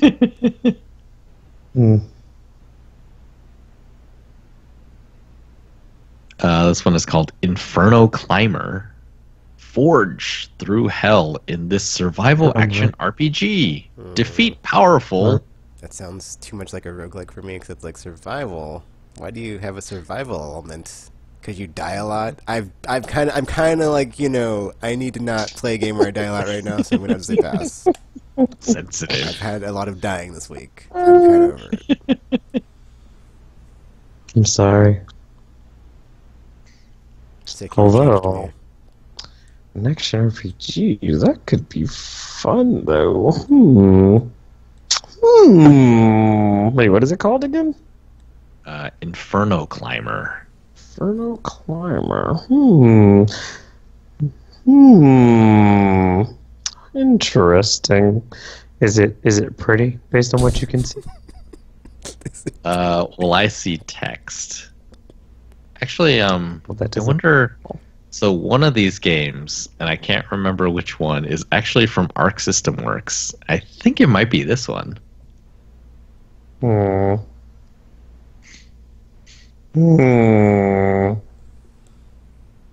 Maybe. Cool. Moving on to March 29th, Friday. We start off with Legendary 11. Legendary 11 is an epic arcade football game inspired by... I think it's football. Yeah. Extra new? If it was a cool arcadey soccer game like Mario Strikers or Sega Soccer Slam, maybe. But this just says epic arcadey, and it's not arcadey awesomeness or arcadey cartoon style or something. Like it doesn't give me those vibes. So it's like. Or it could be like that anime soccer game, which is basically Dragon Ball Z but for soccer.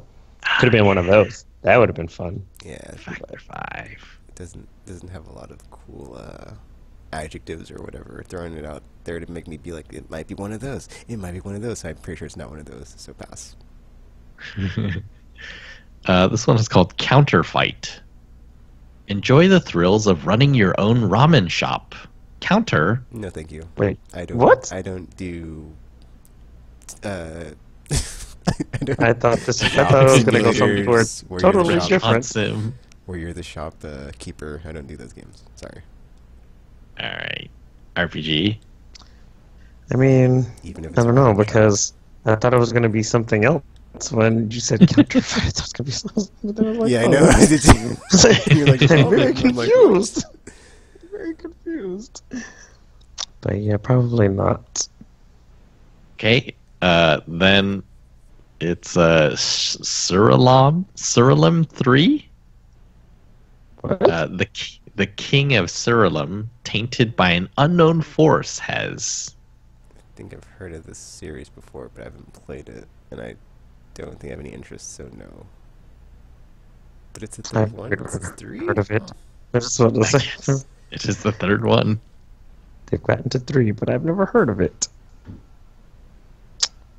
But probably not. Probably not. Then we got The End is Nigh. And so you get to choose. There's a fun description that I saw, or there's the description that will probably be more informative. Do the fun one. Do the fun one. This was on their Steam page, I think, is about the game, and it says, "If you are reading this, you are probably dead." Just. That makes me not want to buy that game, just like, because I am not dead. So that's could obviously be. not possible because dead people can't read because they're dead. You could already Maybe you're already dead and you didn't know it. Maybe you got fisted and North Starred.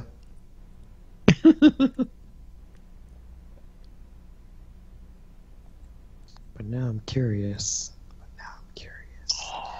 Because it maybe works. I am already I dead. think it really is about intrigue. The next one is Gods Remastered. Ooh. Join the nameless warrior on a dangerous journey through 4. I don't know the first Gods game, so I will pass. I was just on about to this say. one. I was like, oh, Okay. Remastered, you say? Have not heard of it, I say. Was there a first game? And it's getting remastered now? Gods is all in caps, too. Oh, Gods. That's Big gods. That's too intense for me.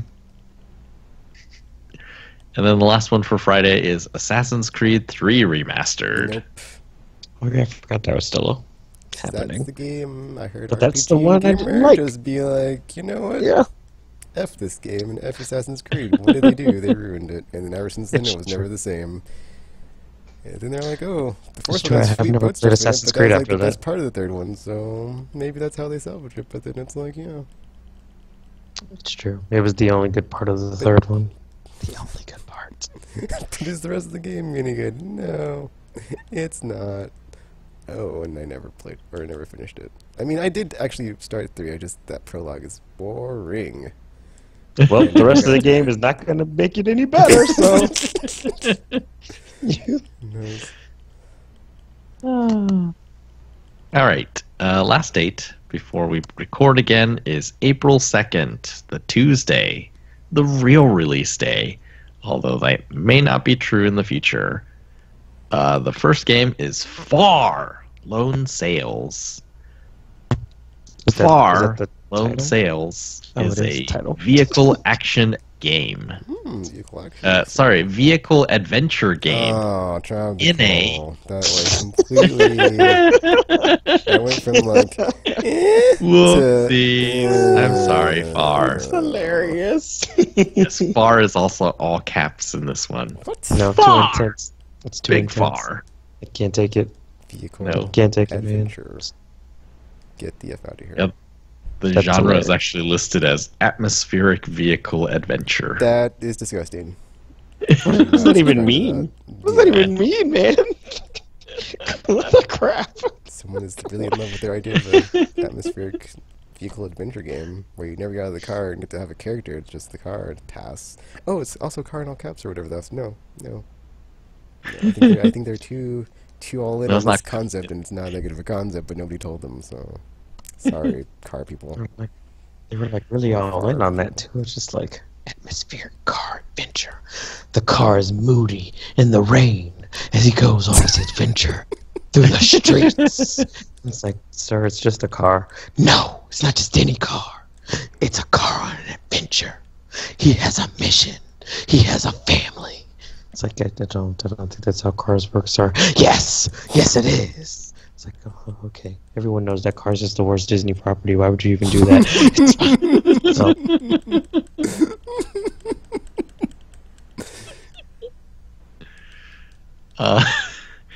Then Power Rangers Battle for the Grid, a modern take on the 25-year franchise Power Rangers. Now, I'm assuming this Battle for the Grid thing is a fighting game Yeah, it's because... like Marvel vs. Capcom, but with Power Rangers. I was watching someone streaming yesterday. It actually doesn't look that bad. I remember playing a Power Rangers fighting game back on the Sega Genesis all the way back in the day. Mm-hmm. That was the thing. And, yeah. So, no. I mean, that being said, I'm an adult now, and I don't really care about that franchise as much as, like, I used to, so... I mean... If it was, like, something like... yeah, I'm truly not, loved, like, Transformers, I'm down, but my love for Power Rangers has, like, come and gone, and I'm just, like, I'm just, like, a fan, you know? I haven't even seen, like, the live-action movie that they put out, so... Sorry, Power Rangers. Actually, it wasn't that bad, as everybody was claiming it was. Because I saw it and I was like, you know what, this is actually pretty decent. So I everybody hope they can do make the sequel. STFU. Yeah, I would watch the sequel if they made it. I mean, Yeah. like I said, it wasn't bad. I mean, everybody was all like, "Oh my gosh, this is the worst thing ever." And then I watched it, I'm like, "Yeah, it wasn't. It's really not. Really not. I've seen far worse. Far worse." So, yeah. Following that one, Anger Force Reloaded. Anger Force Reloaded is an action-packed, vertically scrolling shoot-'em-up game. Oh, one of those. Nope. Yeah, I'm probably gonna pass on this one. Unless right. your name is Ikaruga or Radiant Silvergun and you're in that genre, you don't matter. I'm sorry. The last one is 仙剑奇侠传6, or The Sword hell? and Fairy 6. And it says, since the birth of the ancient god Shenong, the... Tentacle's like, oh, I got this one. It's in one. I was just about to say, I was like, okay, I guess that's fine. But for those of us who don't speak that, like, what? But it's about the dragon, but it's not Dragon Ball, so I feel conflicted. On the one hand, it has a dragon in it, but it's not Dragon I was so Ball, confused. so you don't summon him to kill There was a wishes. language I didn't know, and now there's swords and dragons. I don't know what's happening. What genre is this game, Tropical? RPG. It's an RPG too. But how would you find it? I don't know how to spell that title. Sword and Fairy 6. Also, it's the 6th in the series. Then why did you say it like that? Why did you say That's it what like it says. I think I'm inclined to pass on this one because I would be like, I don't know these characters or what's going on unless it's It's like. true. How'd they get all the way to 6 games without anybody noticing? The blazes? It's really funny because like the Chinese does not translate into English title except for the 6. The number. It's the only thing that's accurate here. Well then, that's off to a good start. Yeah, I guess the series is called The Legend of Sword and Fairy. And like, is it? I mean, yeah, maybe kind of. I don't know. Like I said, they So managed no? to get all the 6 games without them even knowing what it was. It can't possibly be that good. But someone must love it because, again, they got all the way up to 6 games. So That's also Oh. true. It's coming out here. Maybe it was like Japan only, and it's like. well, that the titles are time- Chinese, according to him. So it's not. Oh yeah, that's all. You know what? There's not a lot of games from China, so it's like, you know what? I think I'll pass. Yeah, that's definitely a red flag. Definitely a red Say flag. the title again, Tropical. Say it again. Do it. 仙剑奇侠传6, Wonderful. Sword and Fairy 6. I love it. I love it. I'm gonna go to GameStop and be like, Hi, I'm looking for 仙剑奇侠传6. I'm like, I'm What? sorry. What? 仙剑奇侠. Saying it slower doesn't help. I was just about to say it. I'm like, I still don't know what you're saying.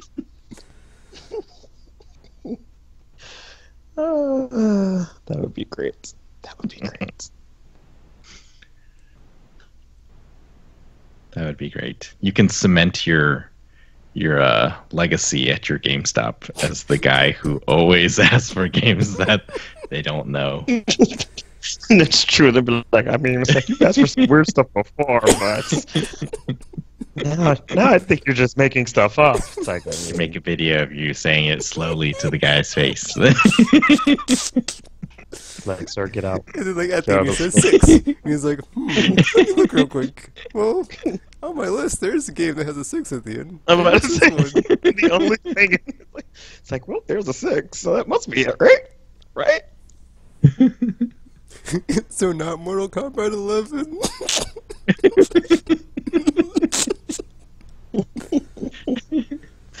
That would happen to RPG, and he's like, 6 is very much not 11. GameStop guy that gets everything wrong. You don't want Mortal Kombat 11? It's like, look at the things that I bought in the past. Does anything on there indicate I would want Mortal Kombat 11? Go sit down and think about what you just did.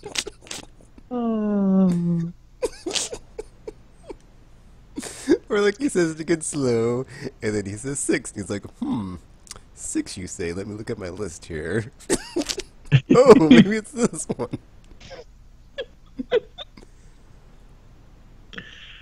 Maybe I'll do it at my GameStop.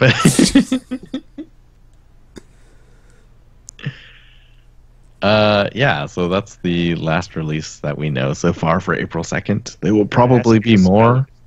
Though they're like, could you spell that for me, please?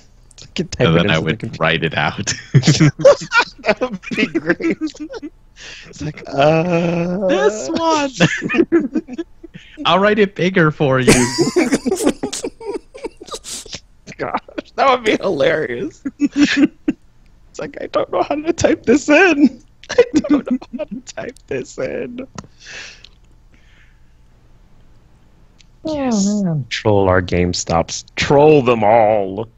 Teach them Soon lessons. we may not get the chance. It's true. It's true. You can't troll Amazon. Yet. Right, on to the news, which I lost, but I can remember some stuff. So we'll do the stuff I can remember. And if we can't remember it, then if it was super important, we'll get to it next time. When it's old. First up, PlayStation Plus free games for the month of April have been released. Starting April 2nd, you'll be able to download The Surge, which is we're going to talk about a Souls-type game, but not from Software, and also set in the future. So it's sci-fi-y. Yeah. All I remember is like you can, I guess, like cut off robot parts on the enemies, Yeah, and then I think it's like use them on yourself.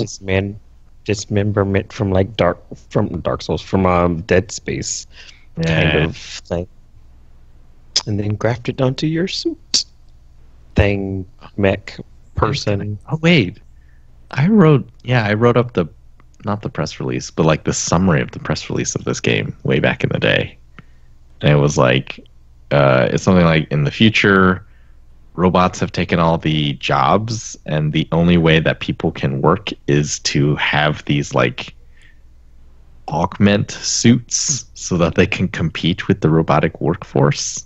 And then like if I remember correctly, it was something like Leon's first day, where your guy's first day, and like the robots are all, they've gone, Mega Man World style revolt or something, and you're just like, oh no, good thing I have this suit, because it's my first day at work and I had to wear the suit. So now I can fight you. Yay! Because we'll never learn. We'll never learn. There's a sequel to The Surge coming, I think. There is, which means we definitely didn't learn. And Souls-likes are on the up and up because it must have sold well. That's another one. Or good enough, rather. And then Conan Exiles is a Conan game, but set in like the beginning of civilization in that world. And that's really all I know. I haven't kept up with the Conan universe, so I don't know how that's gonna work. I only know about Crom and something about crushing the enemies and the lament of their women or something. Oh dear. Yeah, this was the week where PlayStation announced their Nintendo Direct type things, State of Play, and also aired their first episode, which contained a whole bunch of like smaller game announcements. Mostly what I noticed was there was a lot of release dates announced. Did you watch it, RPG? Because I was going to ask you, did it make you want to buy PSVR? Because if it didn't, it failed. At work when it was airing, so I did not see it. From work. So what do you think, Tekken? I thought it was okay. I thought it was. Well, I mean, it will not surprise you to hear that I thought it was pretty exciting. Wow, Tropical, because I did not think that was exciting. Because it was like, oh, there's like a lot of VR games coming out. I was like, really soon. That does not have VR. This is like not going to be something that they would be like glad they spent time watching. So I was like, that's just like I didn't temper expectations on that. That was bad. Yeah, I did hear there was a very heavy VR push though. So. Yeah, like the next few months are kind of packed if you have VR. And you got the tentpole Days Gone, April 26th, right? But then they showed off like a bunch of VR stuff that is also coming out within the next 2 or 3 months. I think the only thing that didn't have a release date was Concrete Genie. It comes out this fall, right? I thought it was 2019, didn't it? It said 2019, but I don't know if it was fall. Oh, good. Maybe it didn't. But yeah, it's the next game from the people who made Entwined, and we've seen it a couple times. It's the one where you can like paint creatures on walls, and they've been talking about how they're making painting feel like painting, but also assisted in a way that the stuff that you paint looks really spectacular, even if you're not artistically capable. But yeah, there's a lot of VR stuff coming out. Trover Saves the World. Trover Saves the Universe. Sorry, the like the third game from Squanch Games. Vacation Simulator has a release date. Wait, what? What's a Vacation Simulator? Have we gotten to that point? Have we gotten to that point? That's a sequel to Job Simulator, which was about a future in which of you hanging out on the beach. Yeah, pretty much that's what that game is. Although not just the beach. I mean, I don't know, man. Well, they started off. I think they started off with a announcement of a new like Marvel and Sony collaboration on Iron Man VR being developed by Camouflage. They released Republic. Was that episodic adventure game? And they're talking about how it's going to be like a story-driven VR Iron Man experience.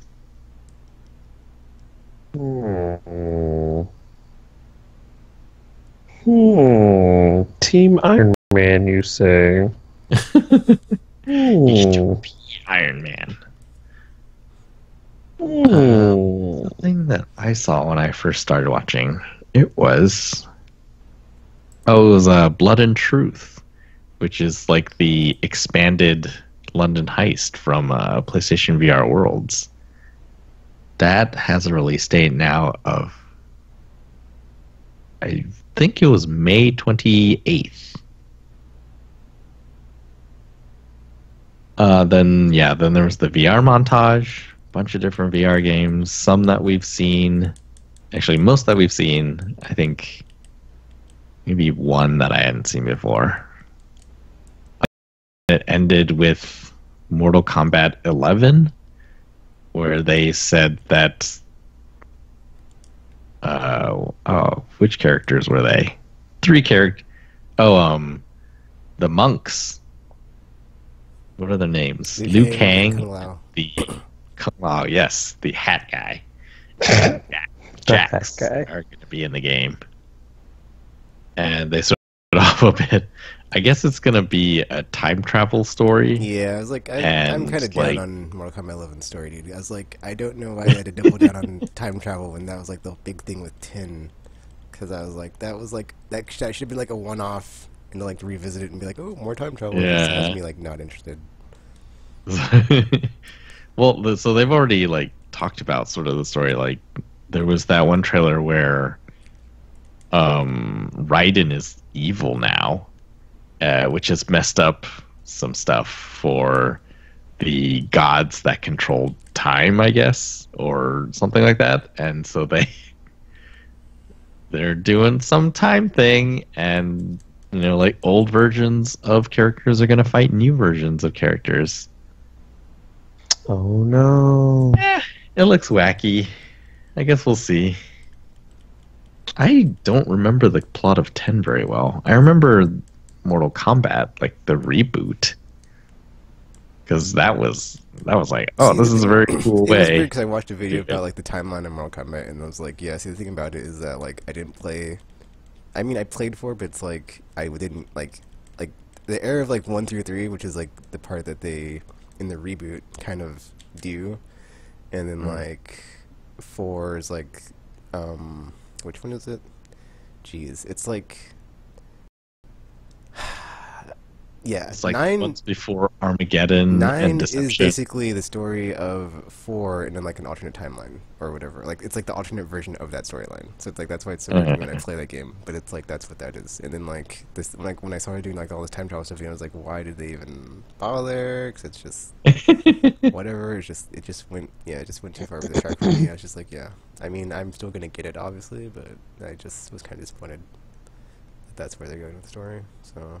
Because it's like in 4, Shinnok is like got his thingy, and that's where Quan Chi comes into play and does all his shenanigans before Deadly Alliance. But then in this alternate timeline that they set up because of what happened in 9, that never happened. Like the stuff that happened in like Deadly Alliance, Deception, Armageddon, it's like that stuff never happened. So it's like now we're just on this alternate path, or not alternate path, alternate timeline.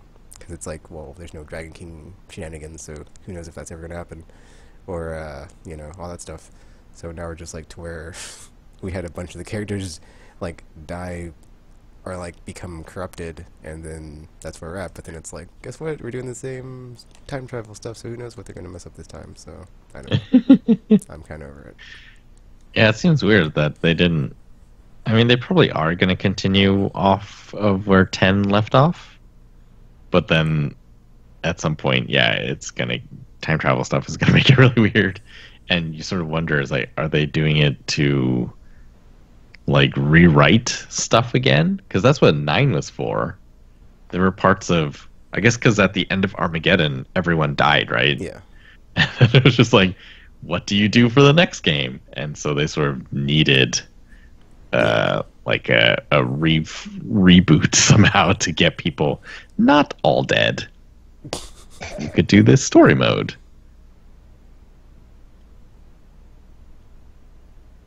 Yeah, I guess we'll see. And then, like, I think I just enjoyed it so much of, like, what they were doing with the whole, like, shonen style of, like, the characters had kids, and the kids grew up, and now the kids were the characters. So I thought that was really neat. And so, like, to time travel and bring back, we have current time and old time Johnny Cage and Sonya Blade. It's like, no thanks. You had something really cool and you kind of just wasted it. Thanks. Whatever.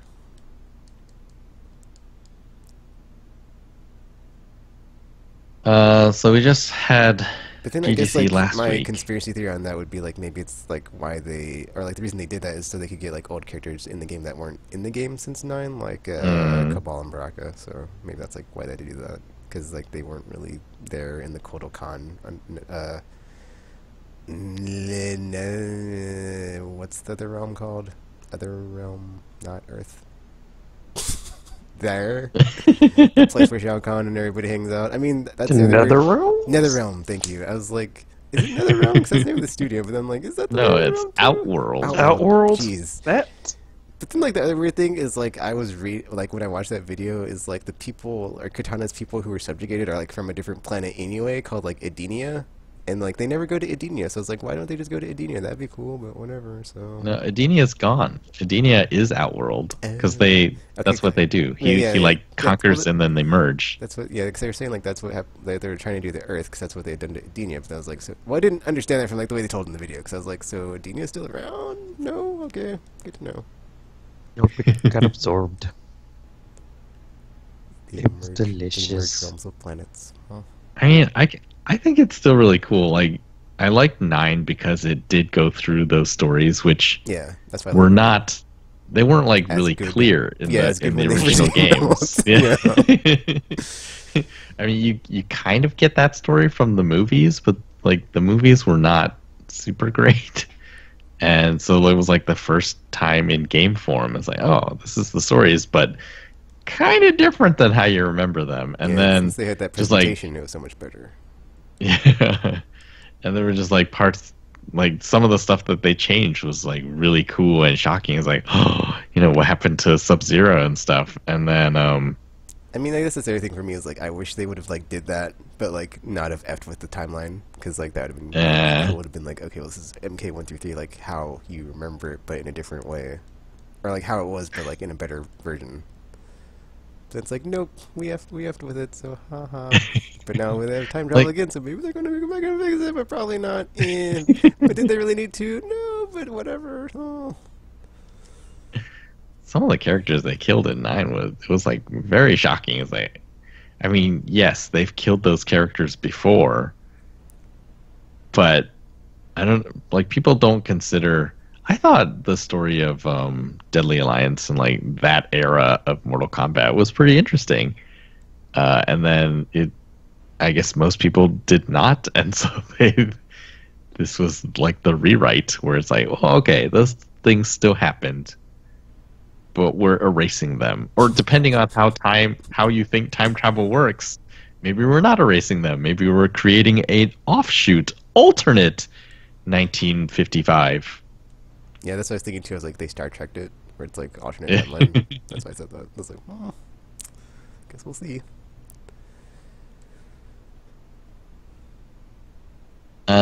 Yeah, so GDC was last week. There was a bunch of announcements for games because people were going to show them and stuff. And then PAX is this weekend, or PAX East is this weekend.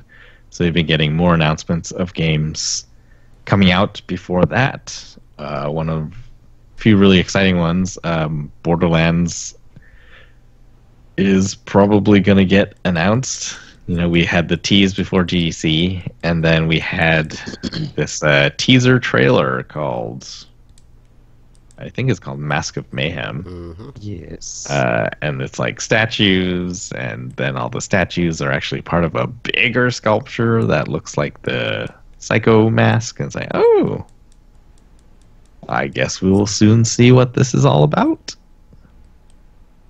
There haven't been really there's been cell shading, but cell shading on the PS4 looks very different than cell shading did on the PS3.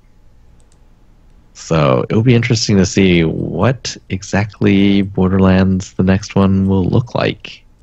Ooh. And some people have been saying, is this a Battle Royale game? Well, I hope not. That would be... Yeah. And then we mentioned earlier Yacht Club Games announced their new game, which I think is called Cyberstorm. Although now that I'm remembering that I'm sitting in front of my computer, I can just find out for sure. Except I don't know how to spell yacht. YACHT. Yacht Club Games. There it is. Nope, I was wrong. It's called Cyber Shadow. That makes more sense because the character is it's clearly inspired. Ninja Gaiden, from the original. Yes. I was like, man, this looks very much like the pixel art Ninja Gaiden. I'm kind of curious if they could get sued for that because I was like, this looks a lot like Ryu when I'm watching that. Well, he stands differently, and he's wearing a different color. Well, I guess it's a different game too, so maybe he's a robot. I mean, yeah. If it was like a other game where you stole the character model with the main character, would there be any ramifications from that? If everything else is different. Yes. I mean, he has they have a different name, so it's not the same person. They just look the same, so whatever, man. Likeness, whatever. It's not a real person, so So I'm looking at it, and it looks like the game is coming out on Steam. Oh, still coming out on Steam. Switch and PS4. No date.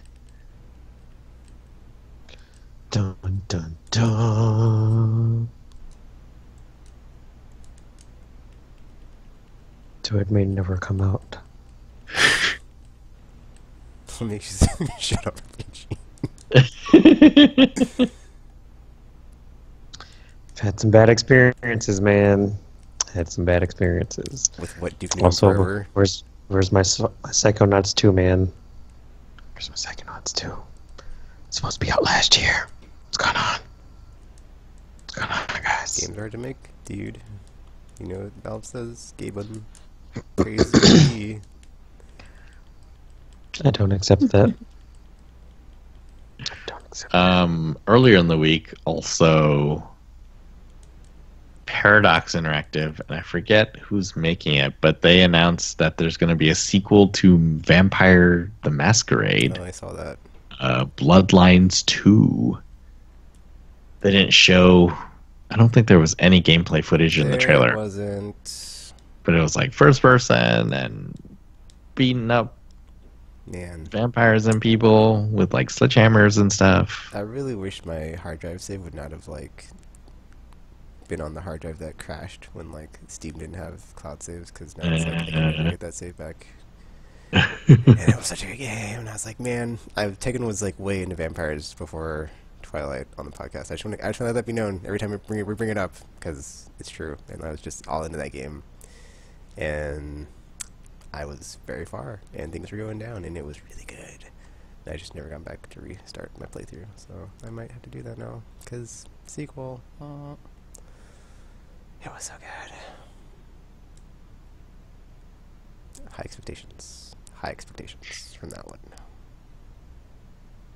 one. They announced release dates for the next Wolfenstein game, Youngblood, and also the VR spin-off Cyberpilot. Those are both coming out in the summer. June, I want to say.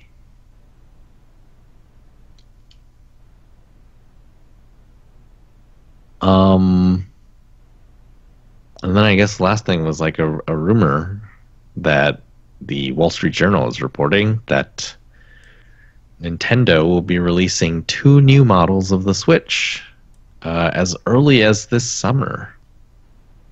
Oh, I was wrong about Wolfenstein. That's July 26th for both of those. But yeah, 2 new models. Essentially, one is supposed to be they described it in a weird way, something like it's for the avid game player. So you can, I think, imagine that it's going to be like the Switch equivalent of the PlayStation 4 Pro. And then the other one is supposed to be their like attempt to tempt people off of 3DS. Because a lot of people are still playing 3DS and they want them to switch over to Switch. And so they're going to go for a cheaper model. The report on Wall Street Journal mentioned specifically, like, maybe it won't have Rumble. But I guess some other sources that Eurogamer talked to said that it might include things like making the console more robust so that it's like less prone to totally getting destroyed when kids drop it. So things like that.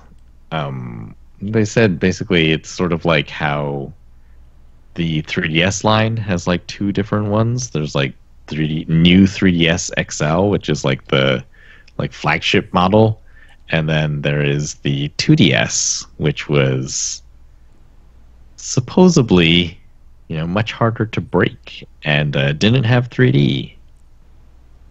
Yeah, we were talking about it earlier. Like, if the high-end one was only docked, then it sort of loses. Like, why would it still be called Switch? They should call it something else. Yeah, because like the point is to be able to go from portable to docked. Otherwise, it's like, well, you lost half of your gimmick, so there's that. But yeah, I think I got it backwards, where it's like the gutted one is not able to be docked. It's like handheld only. Oh. I watched a Oh, video maybe. Yes, that's what I heard. Maybe. The cheaper one is supposed to be handheld only. Oh. Which would make sense if they're trying to phase out the 3DS. So Yeah, and if they're trying to like lower costs, like what can you take out of it, but still, be able to play Switch games? So yeah, that makes sense.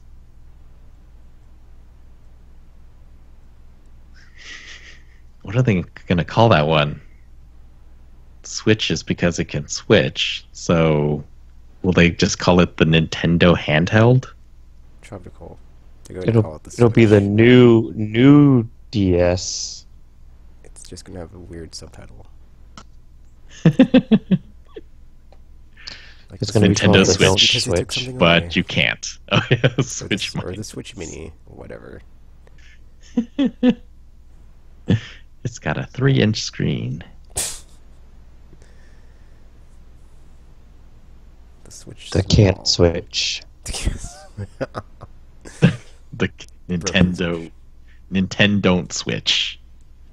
The Nintendo switch. When you want to switch on the go, but not at home.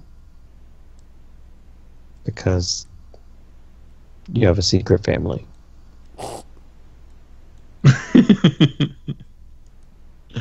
Has the Switch been in another dock? Who told you? How did you find out? You! It was you! You told me! I love these Nintendo commercials already.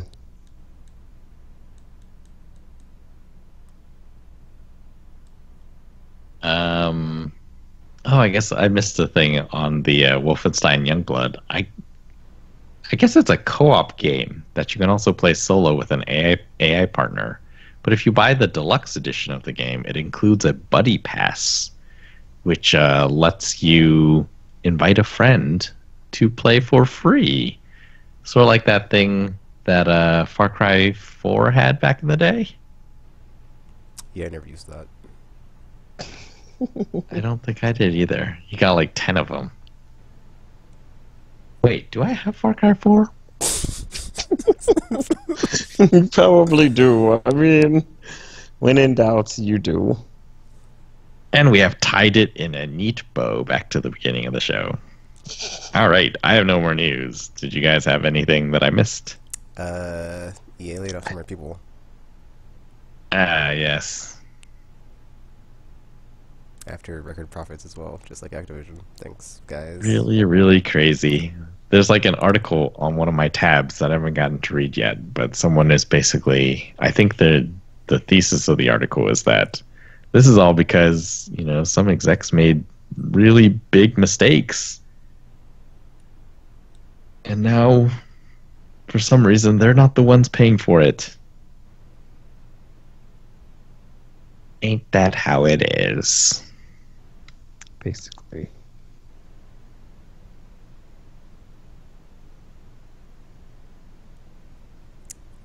I don't think I have anything else besides that I can think of anyway. Derp. Well, that's sucky if we end on that. No, Alexa, I was not talking to you.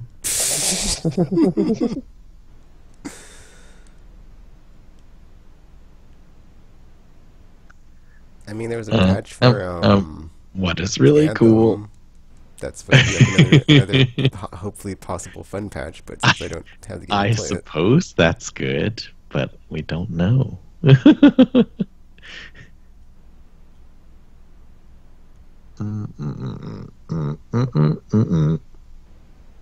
Nope, that's not good either. Not gonna do that one. Looking for good news.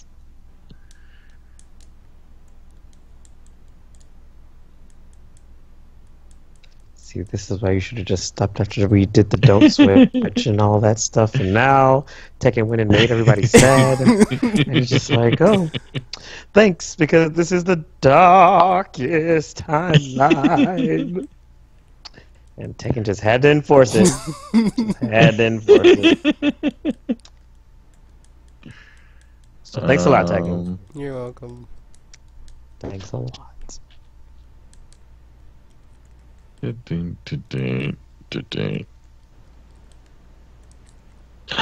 The Persona 5, the Royale announced. Oh yeah, that's teased. I forgot about that. It was like a video, right? It was a very short teaser video with just a mysterious woman in it. So people think it's either the female protagonist equivalent for Joker when they re-released the game, or it's possibly a new character altogether that might have like new story content and stuff like they've done with Golden.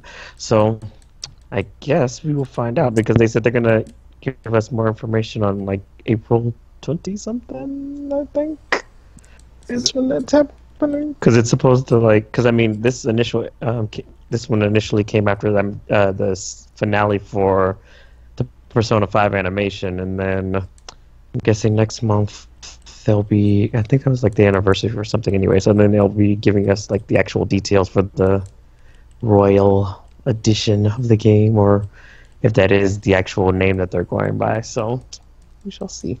Is that going to be a thing going forward, do you think? Like just like they had Fez and they had whatever for 4 and they had Royal now. Golden. That there's going to be like another version of Persona every time it comes out. Probably. So, like, should you even bother buying the first wave? If that's the case. Well, that's a stupid question. Of course you should. I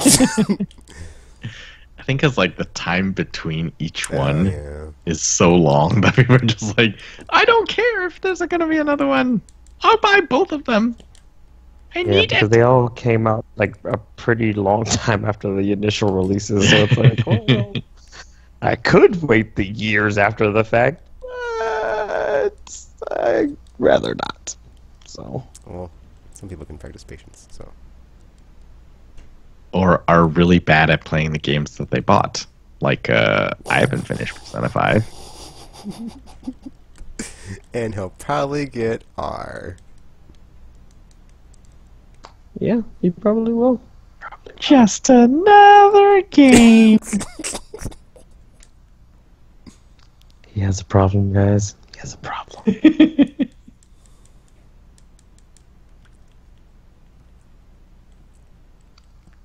All right, well, we can end the podcast then, I guess, with cool, happy, fun news at the end and not sad, bad news.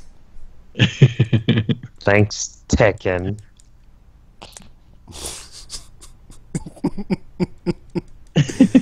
I deemed it please, RPG. Check us out at aimlesspodcast.com for more of our shenanigans. About what was released in that one report in the real world that we're not going to talk about because it has nothing to do with games. Derp. Ah, yes, no. I don't know what you just said, so. Shenanigans. Shenanigans. Thanks, Obama.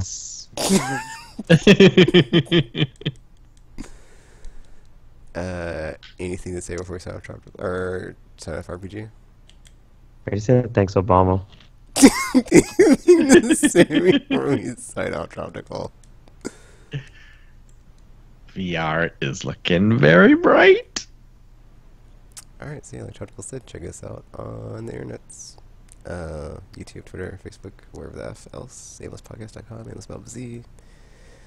So, until you see or hear from us again, thanks for watching. And we're now signing off.